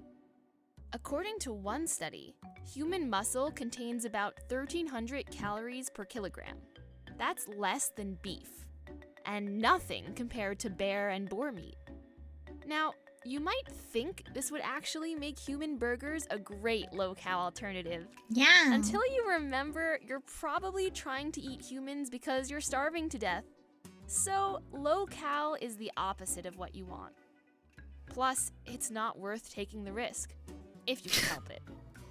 Turns out, we carry some pretty nasty diseases that make 24-hour food poisoning look like the sniffles. Eat someone raw, and you risk We just contracting eat any shit. bloodborne We eat a lot diseases of they shit, carry. that's why. But even if you cook the meat, it still won't always go so well for you. Case in point are the Foray people of Papua New Guinea. They would eat the body and brain of deceased family members out of cultural tradition. But that practice stopped after hundreds of people died in the 1950s and 60s from an otherwise rare neurological disorder, which they contracted from eating infected human brains. Ugh. The brain tissue contained prions, deadly misfolded proteins that form spongy holes in your brain. They survive Man, the humans cooking are so process, and if unhealthy. eaten, are Please be highly more healthy contagious. so we can eat you. On the legal side of things, cannibalism falls into a gray area. Oddly enough, cannibalism itself isn't illegal in the US or UK. But you probably committed some crime along the way to get that slab of meat. Grave robbing, desecration of a corpse, murder, and maybe all of the above. One exception that won't put you behind bars is if you eat yourself. Yeah, that was Yep, the that's case. thing. We should watch that video It's called later. auto-cannibalism. The most Someone common lost their example arm and today, they ate called it. placentophagy, is when a woman eats her placenta after giving birth. Ugh. The idea is that it could raise energy Ugh. levels and Oh, that reduce sounds the so risk gross. of postpartum depression by stabilizing hormones. But the science is still out on whether there's any real benefit. Regardless, this ancient practice has recently I mean, found animals new do life that. in They Western eat their own culture. placenta to get Kim energy, right? Kardashian Like and Alicia dogs and Silverstone so have on. reportedly done it. But humans, And that there are sounds numerous so US wrong. companies that will grind your placenta into a powder so you could take it like any other vitamin supplement. But the CDC warns that even this cutting-edge form of cannibalism is a bad idea because it could transfer harmful bacteria from mother to child. Don't eat the So, skin. if you have a What if you hankering clean for the skin human, really thoroughly? Maybe try some pork instead. After all, that's what we taste like. Oh wait, I mean, according to cannibals. What do you want to know about nutrition? Leave a comment. Wait. Who, wait. Cannibalism. Arm.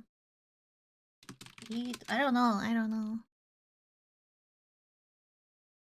What? What?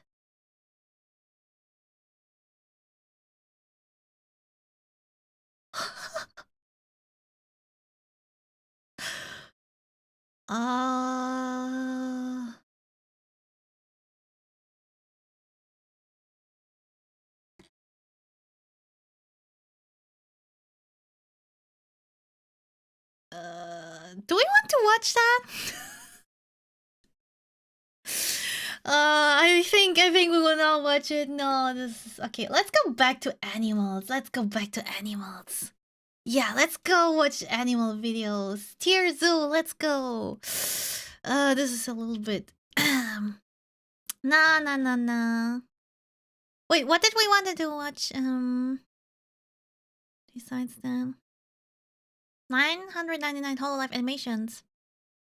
Is it like all the animations in one go in one playlist? Yeah, we better not watch anything like that.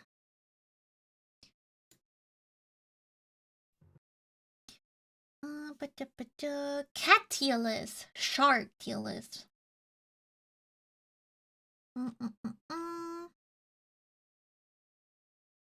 Snake, bird.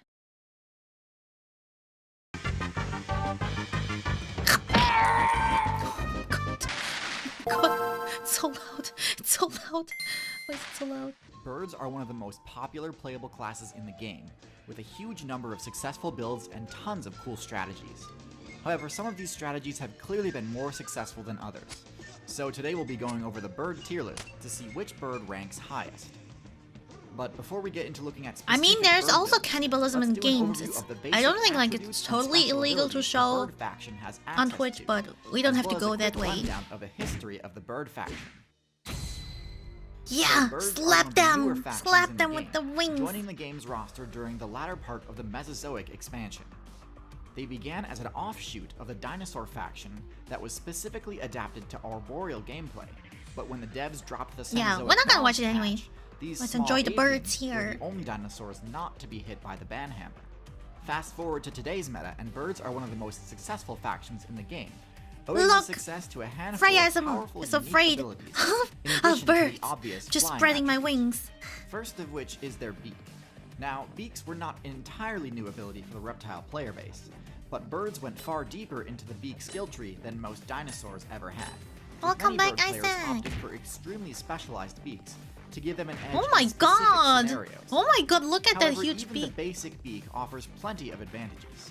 While their lack of teeth does mean that they deal reduced damage with their bite attack, birds can be far more accurate with their pecking attacks, enabling them to hit weak points or secure grabs on smaller targets, such as the thin hurt box of a snake.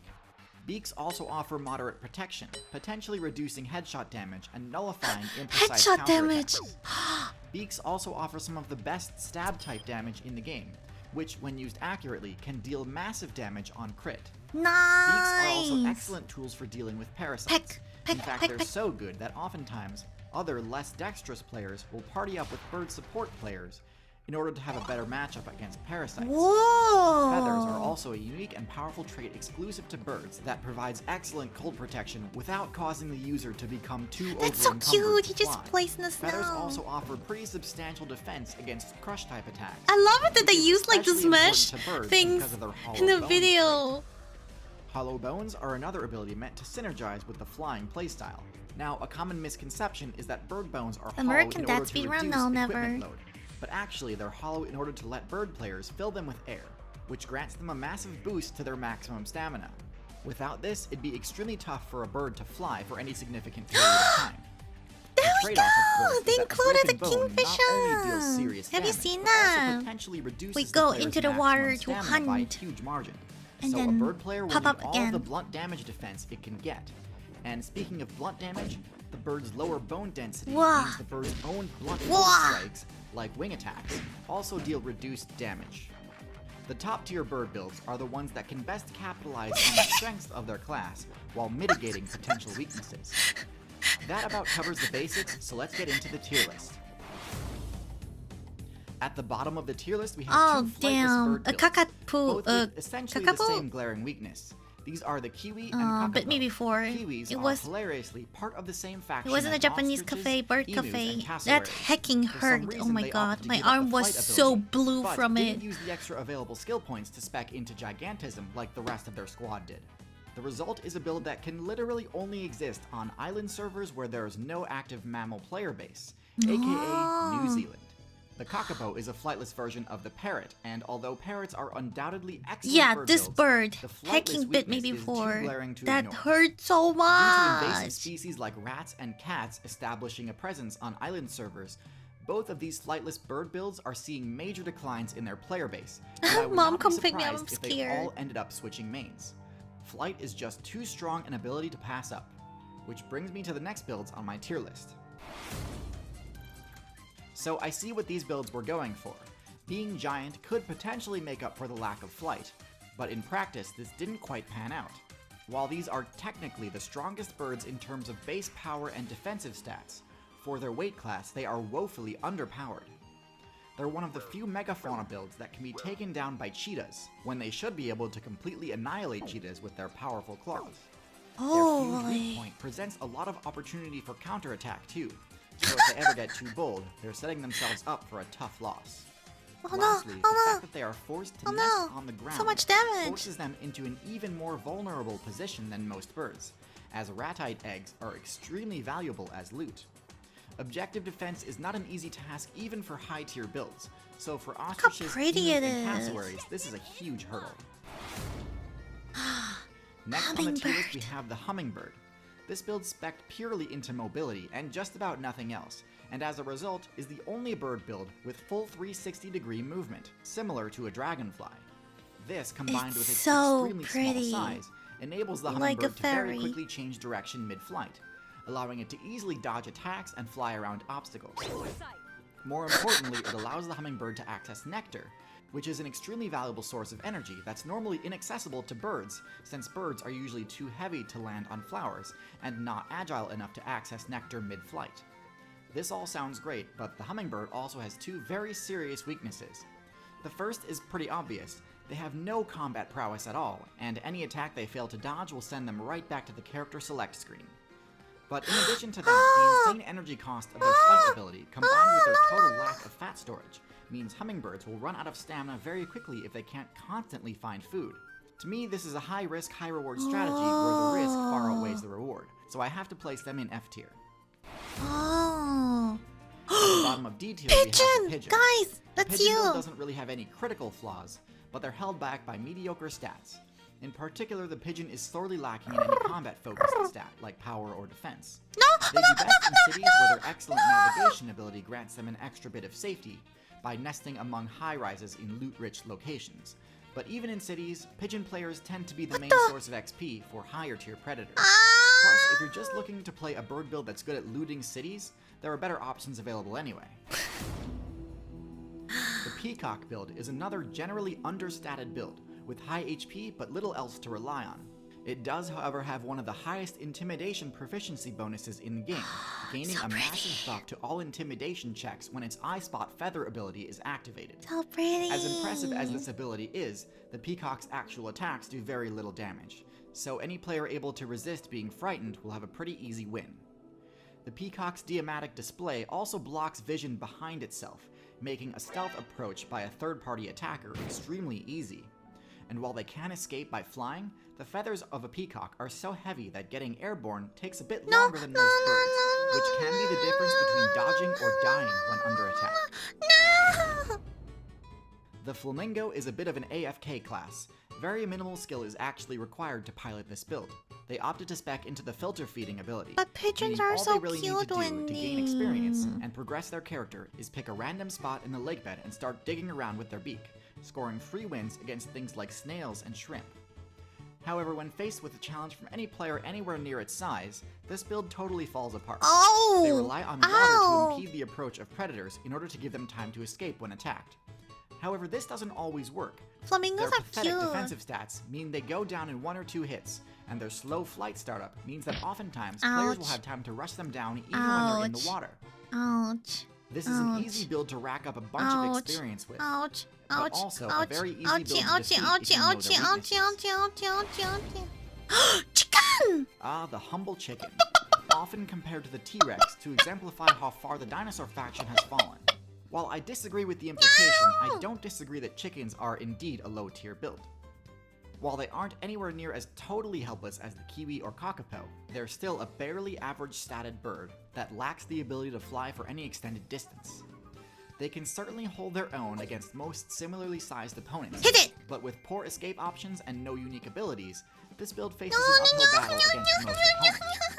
Well, okay, I shouldn't say no unique abilities, but to be honest, their fast respawn rate kinda backfired on them due to humans using the factory farming strategy. Next in C tier we have the Vulture build, the tankiest variant of the Raptor subclass. A good tank build needs to be able to accomplish two things. They're The first so is low. area I thought they were denial, which higher vultures do tier. quite well. A few of them can easily lock down a carcass, one of the most contested The points of interest music. you'll ever see on the map. The They can do this music. because of their large size and acidic projectile attack.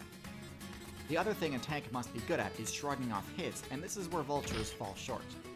Their thick feathers easily shield them completely from smaller attacks, but because of their Ouch. hollow bones, blunt force can easily crush their defenses and take them down in only a hit or two. So while they can defend a carcass from hordes of smaller scavengers, they don't have much counterplay towards bigger, more aggressive brawlers. The command post is now under hostile control. Peck. The Woodpecker build spent the bulk of their evolution points Peck, peck, optimizing peck. and perfecting the peck attack, both in power and efficiency, with Holy. one goal in mind: to be able to hit insect players through cover. Peck. Burrowing is one of the safest, most effective ways insect players can avoid combat. But the Yummy. Woodpecker absolutely demolishes this strategy. One of the main advantages of this strategy is that having a powerful beak that's highly effective at drilling through wood also just means you've got a super sharp Wait, beak oh. that's highly effective as a general purpose weapon. One of the main disadvantages of Oh, this it doesn't have any strategy subtitle? is that pecking at wood gives the woodpecker's location away, alerting more powerful predators to its presence while it's in the middle of pecking and is distracted. One particular woodpecker build, the Toucan, opted to spec into Toucan, their bulk so and an beautiful. even more powerful beak, which, while less useful for attacking insects through the wood, is still extremely powerful for PvP. They look All so in all, weird if you just interesting put the strategy. beak By no away. means flawless, but definitely has some solid strengths. So I know I've been pretty hard on flightless birds up until now, so you might be surprised to see me rate penguins as upper mid-tier rather than low tier. The difference is penguins actually swapped out their wings for an arguably equally viable alternative, flippers. I love Which essentially allow penguins. them They're to so fly through the water with cute. incredible agility. This gives them a downright broken matchup against fish. However, this strategy is pretty much only viable on servers where there are no land-based predators that penguins would still need to worry about. So if for whatever reason a few polar bears ever spawn in the Antarctic server, it's kind of game over for that entire build. The predators they have to contend with in the water are even more dangerous, and while their agility does help them dodge attacks, ultimately it's still a totally one-sided matchup. Their strategy is pretty cool and actually fairly dominant due to limited competition, but I wouldn't be surprised to see the entire penguin player base collapse if the devs ever add new DLC in the form of an Antarctic land predator, or even if they just buff the land mobility of the leopard seal. Still, top of C tier is a respectable position for a C flightless tier. bird. I see. Chicken is C tier with penguin. Bottom of B tier we have the goose. I've got an entire Yeah, I video know. dedicated Penguins to can the goose die build, of but in depression, short, of being the goose lonely. has solid base stats, including above average hit points. However, its abysmal power stat leads it to rely heavily on intimidation to secure territory. I This mean, can be humans can do unbelievably effective too, at so times, we and have to it's take not care of uncommon to see ourselves. top-tier predators flee an encounter that they easily could have Whoa! won. Still, the obvious That's flaw in why this kids are strategy so is that afraid if of the goose's goose. opponent resists being fought, the goose will be wide open to a punishing counterattack. In addition, the goose's weak spot is easily exploitable by intelligent players. Holy shit. So careless aggression tends to be the goose's biggest strength and biggest weakness at the same time. All in all, still a surprisingly effective strategy. The Heron build put a huge amount of evolution points into maxing out the puncture damage it can deal with its beak, and it did so to great success. Herons have one of the highest damage pecks of any bird, and frequently one-hit their targets, even those with scale armor like large fish and juvenile crocodiles. What? The effectiveness So of their piercing accurate. attack is amplified by their long neck, which gives their attacks a deceptively long range, giving their strikes an almost cobra-like flash to them. They have downright oppressive matchups against fish, amphibians, and all other small aquatic birds. One vulnerability they do have is that their flight ability has a lot of startup, making it a bit less reliable as an escape option if they do happen to get ambushed. Oh Still, it's no, certainly oh not no, terrible. oh no. Another weakness is that their long neck presents a bit of a weak point, making lunging forward with repeated pecking attacks a bit risky if you get too predictable about it. Good players will be able to punish careless lunges quite hard. high B tier, we have the Falcon, a raptor build that opts to defeat its opponents using speed and superior maneuvering rather than actual power. Falcons actually have a below average power stat for a raptor, and don't deal particularly high damage in close combat. Their talons are pretty small compared to hawks, owls, and eagles, and so instead of slashing and stabbing with their claws, Falcons actually punch with their feet to disorient or concuss their target, and then finish the fight with their more powerful beak. In the right situation, this can deal absolutely massive damage, enough to one-shot a mid-sized target at full HP. The drawback of this strategy is that Falcons can only dish out high damage when they have the time to build up speed first. This makes the Falcon a pretty poor defender for objective game modes, and means the Falcon can struggle to win fights if its first attack doesn't connect, as follow-up attacks will likely not have the same force built up as the first. Still, the burst damage potential of this build cannot be ignored, so it earns its spot. I love it that he in high used B tier. these gaming terms. This might seem like an odd inclusion to cap off B tier, Songbird? but songbirds are a highly efficient build for their size, and do deserve Efficient recognition on build. this tier list. This is a huge group, including finches, starlings, sparrows, wrens, and birds of paradise. And while some are Brave flashier Bird, than one others, of the they all have relatively best similar stats, attacks. with extremely high agility being their core stat. Unlike many of the builds lower on the tier list that have difficulty getting themselves airborne quickly, songbirds have extremely low startup on their flight move, allowing them to reposition themselves easily and quickly. This makes their approach Yeah, very if you're, difficult like, to punish, making songbirds super excellent at flexible chipping and away at defensive your players, speed is and makes them great at stealing loot It's really from slower high. builds. That gives you so much. Their safety in numbers strategy can actually be somewhat intimidating and disorienting too, making it rather difficult to attack a party of songbirds mid-flight. While they certainly aren't invincible, I don't know if having one of the kingfishers lower are HP part of stats it. among birds, they're an often overlooked but undoubtedly successful bird build. Oh, swan! I've been attacked. At the I've been bottom of bitten A by tier, one we have before. The swan. The swan is essentially a goose that has the power stat to actually back up its attempts to intimidate. The wing attacks that most bird players use do very little damage and aren't very useful aside from pushing other players around. The swan's wing attack can break bones and concuss foes. Oh yeah, that Because looks of this, pretty swans dangerous. are one of the best builds at controlling important points of Look interest, at the as their hyper-aggressive wingspan. playstyle can result in huge territory gains. Of course, they do have the same weaknesses as geese, so targeting the swan's neck with an attack can defuse the threat. But this is a bit riskier of a play against a swan than against a goose. All around, sturdy defender, definitely A tier. How often have you been bitten? Next in A I think tier, we only have once the by owl, a swan. the avian That's it. faction's premier stealth assassin I mean, build. like, It owes this other reputation bitten, to its like, special ability, which allows doesn't it to fly count. Mango bit me completely before, silently. This but makes that the doesn't owl's count. strikes very difficult to defend against, as players just about never see them coming. While not as stacked in the power department as their daytime counterparts, owls do have quite solid base stats. While they aren't likely to one-shot high HP targets, they do have enough force behind their attacks to be They able don't to defend one-shot. themselves and their territory, even from powerful enemies. In addition to granting the owl the silent flight perk, the owl's thick, bushy yeah, feathers offer silent. additional defense Rowlet against does that attacks, too. enabling it to You stand cannot its hear ground Rowlet in important when he objective flies defense around. scenarios. Interestingly, the silent flight perk did come at the cost of the waterproof ability that most bird feathers have, meaning that falling into the water or getting caught in a rainstorm can actually disable the owl's flight ability. A pretty unique weakness, and certainly something that can be played around, but interesting nonetheless. In the middle of A tier, we have the eagles and hawks.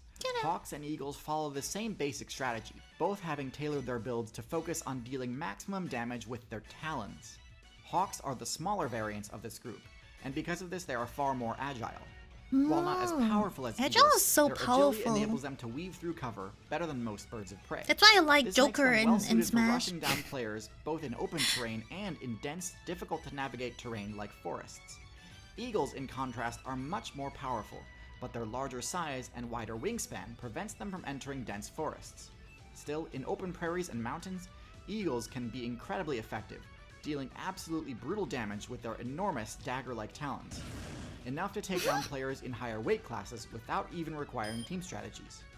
These are without a doubt some of the strongest bird builds in the game for PvP, and have been For for quite some time. PvP! What the? At Pelican the is top also of A tier, A. we have the grappler tank A tier. hybrid, the Pelican. The Pelican's main strength is its throat pouch. Grappling enemy players can be a highly effective takedown strategy, but birds struggle with this since they can't use their wings to grab, And since their beaks aren't always the most reliable grappling weapons, sometimes leading to targets escaping. The pelican's grapple is, in contrast, almost totally inescapable, and works on targets much larger than you might think. While this attack style is most effective against fish, it's quite powerful against other bird, rodent, and No, not the although turtle. it does have its limitations. This combined with the pelican's overall bulk to eat that makes it whole one thing? of the most difficult birds to take down in single combat. I mean, this is and the enables it to what's stand the its Pokemon ground called against again? even The thing top who tiers eats the like Pikachu canines. and so what's that? So those of you who follow the channel for a while can probably guess what the top tier birds are going to be. If you can't, that's probably a good indication that you should be subscribed. No, not Pelipper. The one who has like in Those of seventh. you wishing the devs could in the unban the seventh gen? Velociraptor build, look no 8th further gen? than the Secretary bird, as it has basically all the same awesome abilities and Cramorant. more. Yeah. Hunting Man, I on keep foot forgetting and the in name. pairs, they prove time and time again that striking from the sky is overrated. They can easily defeat other high-tier builds such as the Cobra and Mongoose with their high-damage kicks. Their stomp move has extremely high accuracy, allowing Secretary Bird players to score game-ending headshots with ease, and they do all this without completely sacrificing their flight ability. If they ever find themselves outmatched, Kicks which are only really ever happens powerful. against builds in higher weight classes, they can still retreat to the sky or treetops. The fact that this strategy works in Africa, one of the most unforgiving servers of all time, is proof enough to me that Unforgiving this is the optimal servers! raptor. These last two builds are about Oh my equally God. matched, both opting for the same specialization, intelligence. Parrot! Are an extremely unique build with several powerful abilities, not the least of which is their Sonic Shriek, which can drive away just about any player who invaded their territory, especially when employed by a coordinated team. In addition, due to their prehensile beak, parrots have the highest dexterity of any bird, putting them among the best users of the tool use ability. And with an extremely high lifespan, if there was any build that could replace humans if humans ever get their intelligence nerfed, I'd bet on the parrot. I made an entire video on parrots if you're interested. on But when it parrots. comes to intelligence, there's one avian build that arguably outclasses them.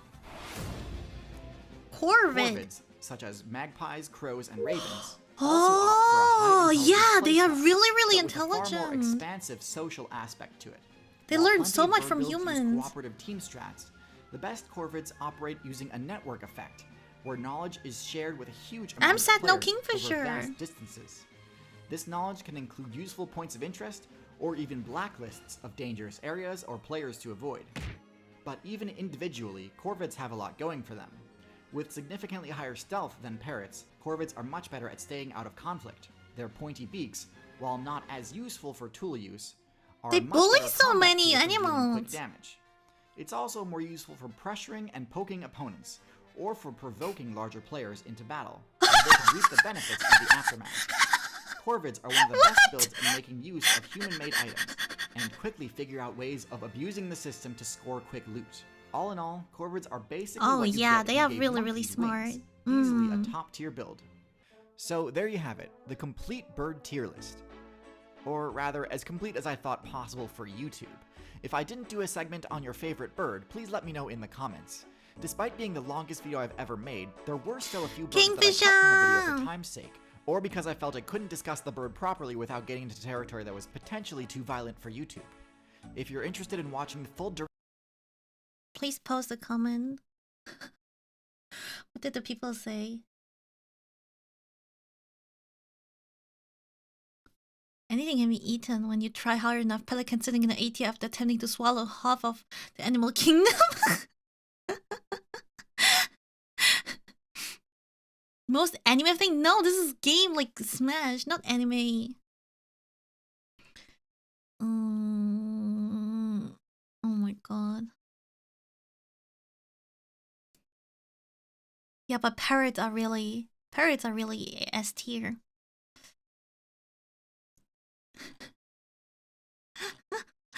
But they showed like kingfishers here in the preview. They talked about kingfishers a little bit, at least. He's aware that there are kingfishers. That's all I want. Yeah, it's fine. It's fine. It's fine. Okay. What do you guys want to do? We could like play some games together. Like let's see. Okay, what options do we have?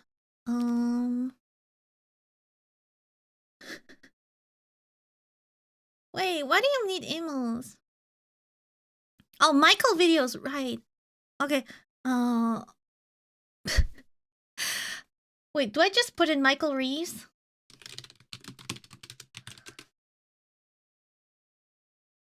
Do we just want to watch his videos or I still haven't watched the podcast, Bro Talk. Do you watch the podcast? It's 90 minutes long though. I usually do that listen to that while I cook or clean or something.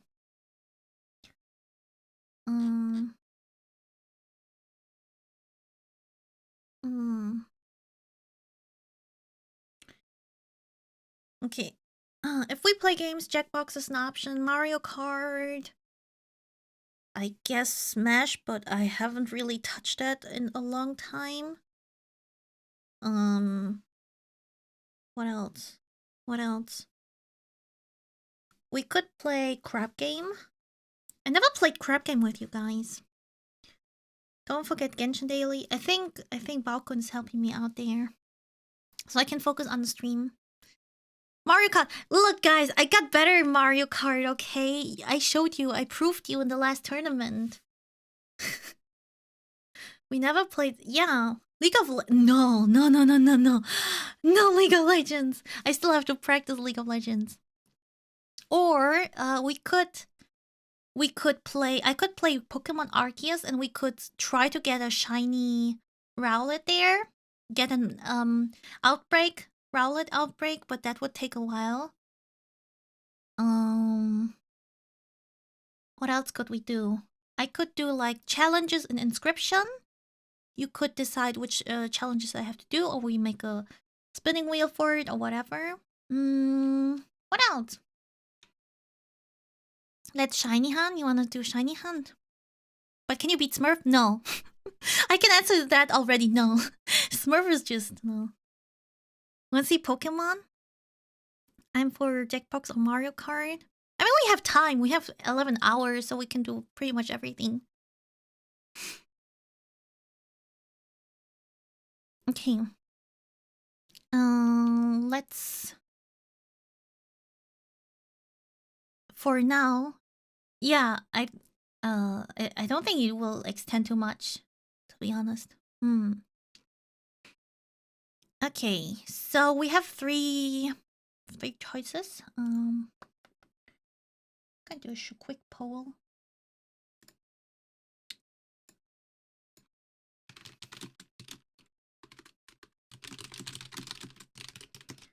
Mario Kart, Jackbox, Pokemon, Arceus, Shiny Hunt. That's it. Okay. Okay, let me. In the meantime, what's the latest video of Michael Reeves? This is so hecking hilarious. The robot Pete. I don't know if you know this one, but it's so funny. Called Boston Dynamics. Their whole purpose in life is to create I'm gonna the most use the advanced bathroom. robot that the world has ever seen. They've gone from nothing to a heroin bot that snorts crack and just wriggles around on the ground to actual moving quadruped robot to this insanely advanced robotic dog named Spot. It can map its environment and learn in real time from things around it. It can traverse terrain that robots could previously never walk on. It's the culmination of 30 years of research and development. It's an engineering masterpiece. I want to make it piss beer into a cup, so...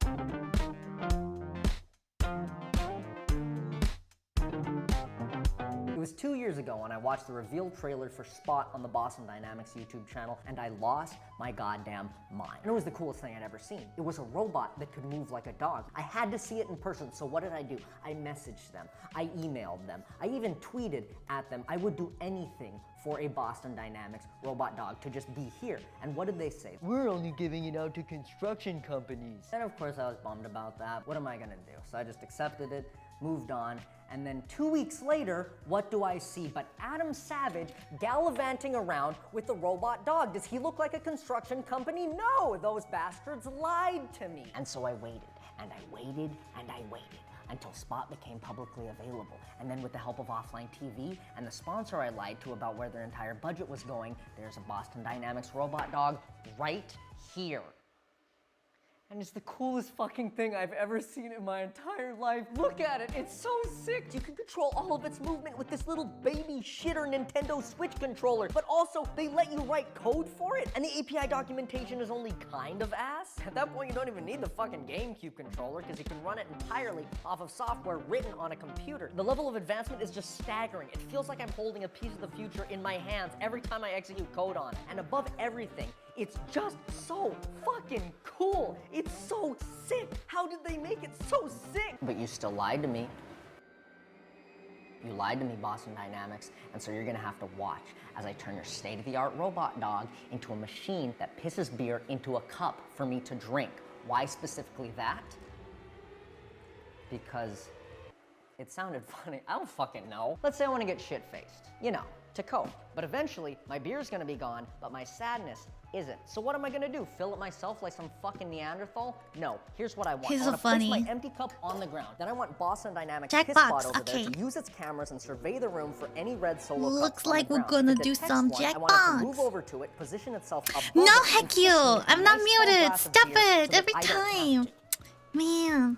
And then I guess it can fuck off and find more cups to piss in. Okay, I'm And you gonna gotta play some start somewhere, Jackbox. right? So let's start where most things do. That's right, the penis. This is my first prototype of the penis. The pee-pee. And by prototype, I mean this is what's going on the dog. I'm not gonna make another one. Like all penises, it's a 2-axis gimbal driven by servo motors. So it moves left and right and up and down, all to aim this guy, which is I guess kind of like the urethra. It's what's being fed the pressurized beer. Using water right now, but it's using it like a solenoid to control it. And better example, facing straight down like it will be when it's attached to the dog, and I can move it around and reposition and kind of aim the piss so that, which is kind of cool. But the thing is, I'm the one aiming the piss. We need a way for the dick to detect the cup and aim itself automatically. I'm thinking a camera and some sort of computer vision system thing.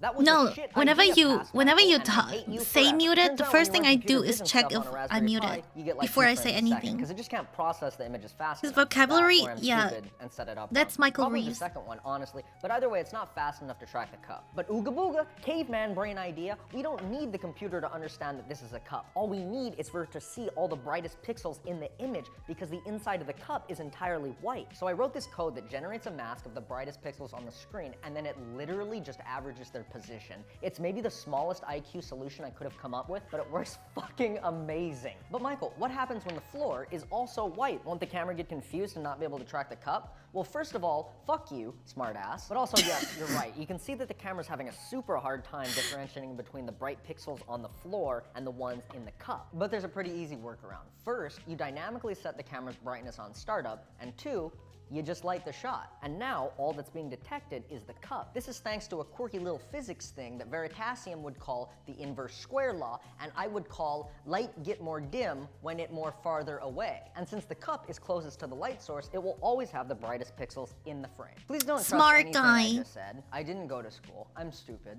I'm not a physicist. Don't trust. It could have all been wrong. It could have all completely been wrong, but it still works. It still works, right? So look. Now when we combine the camera system with the penis, it can aim itself perfectly at the cup anywhere it is in the frame. And when I leave it alone for a while,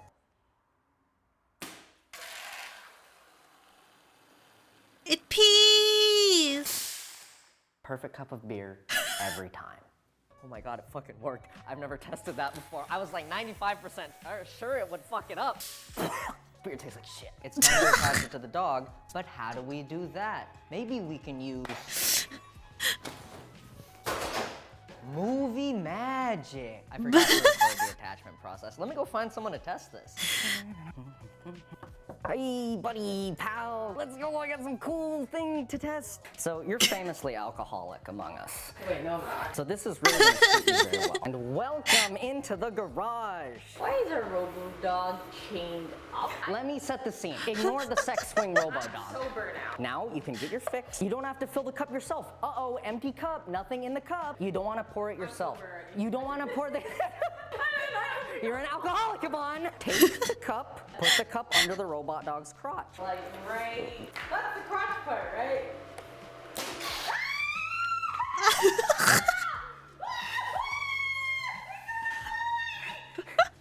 And now you have a nice cup of beer. Claim your prize.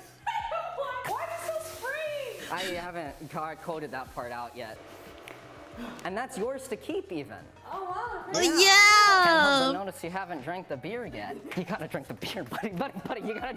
I call that a success for the penis. Now all we gotta do is teach Spot the robot to move around the room to any red solo cup it can see. Originally, I was gonna use the onboard cameras for this, but the quality on the onboard cameras is it's rat shit. It's like a VHS tape from the 1990s. The TensorFlow model I've been using to detect the cup does not play well with the camera quality at all. But luckily, Boston Dynamics sells an improved camera attachment for Spot, so we just need to head to their site and pick one up. 30K, let's go! I bought this security camera on Amazon for $30. To make it wireless for Spot is easy. Just take the output wire of your camera and adapt it over to RCA. Now that you got RCA set up, we're gonna plug it into your RCA to HDMI converter, and we all know the output of that bad boy is going in your wireless HDMI transmitter, which of course sends signal over to the wireless HDMI receiver, and then that is gonna go back to fucking wired HDMI. Plug in the. It's just that easy. Now you can vlog yourself on a wireless security camera. Or fucking, what was I doing? Good night, Wendy. To put it on a robotic dog Sweet so it can dreams. piss beer into cups. Why have I not said this out loud before? Why am I doing? Sorry about that, about me. But look at this. I've cleared the dog's astigmatism, and it can finally see clearly enough for us to teach it how to find one of these. All right, I'm gonna put the program I wrote for Spot up on the screen now. I know you kind of have to be a giga genius to understand code, but let's try to walk through some of the advanced logic I It's so used cute to how it walks program on the one dog. place. If Spot sees the cup to the left of the screen, he turns left. If Spot sees the cup to the right of the screen, it turns right. And now maybe the most advanced concept in Spot's programming, if it sees the cup in the middle of the screen, he will walk forward to it and place his dick above it. I unattached the dick, but you get it, you get it, right? Is it not sick as shit? Is it not cool? Through a security camera, right? So I think the idea is you give it some sort of idle animation. I just set it to spin around in circles, and then you're chilling. You're day drinking with the boys. No, you're not. You've been in quarantine, and you haven't seen anyone for 8 months. You're sad, and you're drinking alone. And I don't want to fill up my cup when I'm sad and drinking alone. You're never alone, you have Robo-Dog. Fuck. Really should have tested it before doing that whole spiel. It's doing it. Oh, it fucking works! Higgins. Wait, it fucking works! Why didn't it work the first time? Then it works. The first time was a fluke, and I have to fix nothing. Yes. Go, fucker. Yes. Yeah. Go. Piss in your cup. That's so fucking sick. That's so cool. That's so fucking cool. That's all the discrete parts. That's the dick. That's the pissing. That's the moving yourself around the room to the cup. I just have to fucking mush them together. Welcome to the future of alcoholism. We've been there before. All cup and no beer. That ends today. Introducing Boston Dynamics PissBot. Nope, not Boston Dynamics. Please stop sending us cease and desists. PissBot, just PissBot. Hours of research have resulted in the most advanced beer pissing robot the world's ever seen. All at the flick of a switch. There we go. There we go.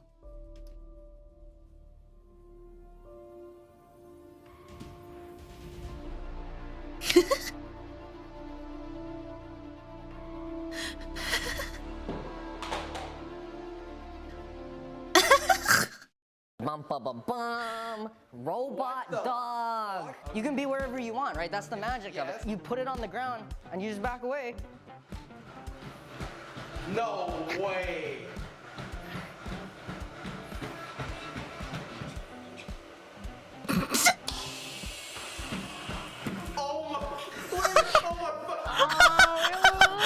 Do it again. Oh no, the tank pressure. Oh god, it's slipping in the piss. Oh, go. You know what? Do your thing. Go. It's perfect.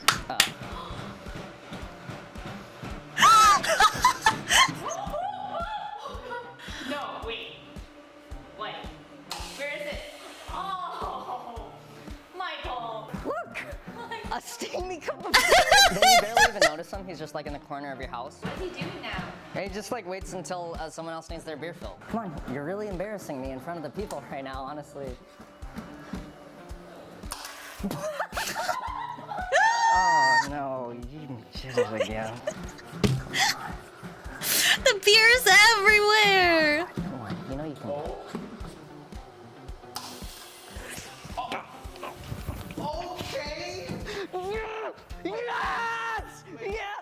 And then you just grab. Oh my! No! Move over here. No, don't go to the piss. Don't go back to the piss. Oh. Don't go back to the piss. Oh, shit.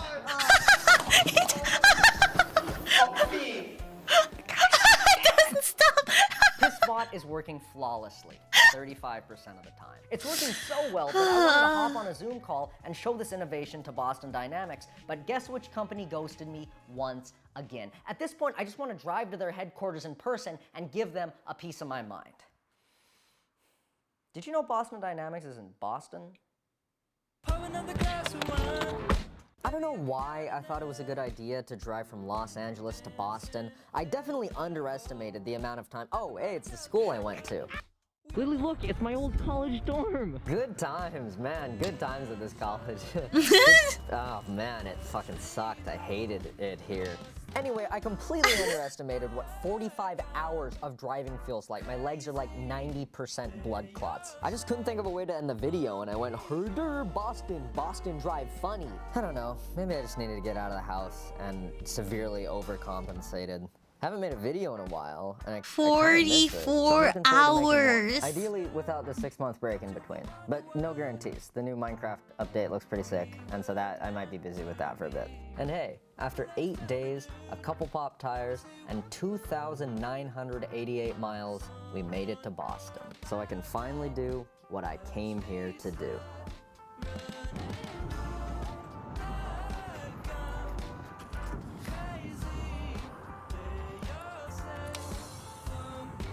Ha! Get pissed on. Alright, let's drive back. That's it? Yeah. Yeah.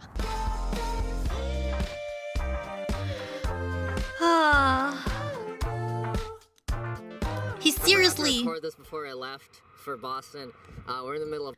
He seriously just drove to Boston for this little part with his girlfriend Lily Pichu. She also vlogged the travel, and they seriously just went for that tiny part. They drove 44 hours for that. Can you imagine? Can you imagine? But yeah, that's he's so passionate about his videos, so it has to be done, you know. It's oh, it's so hilarious.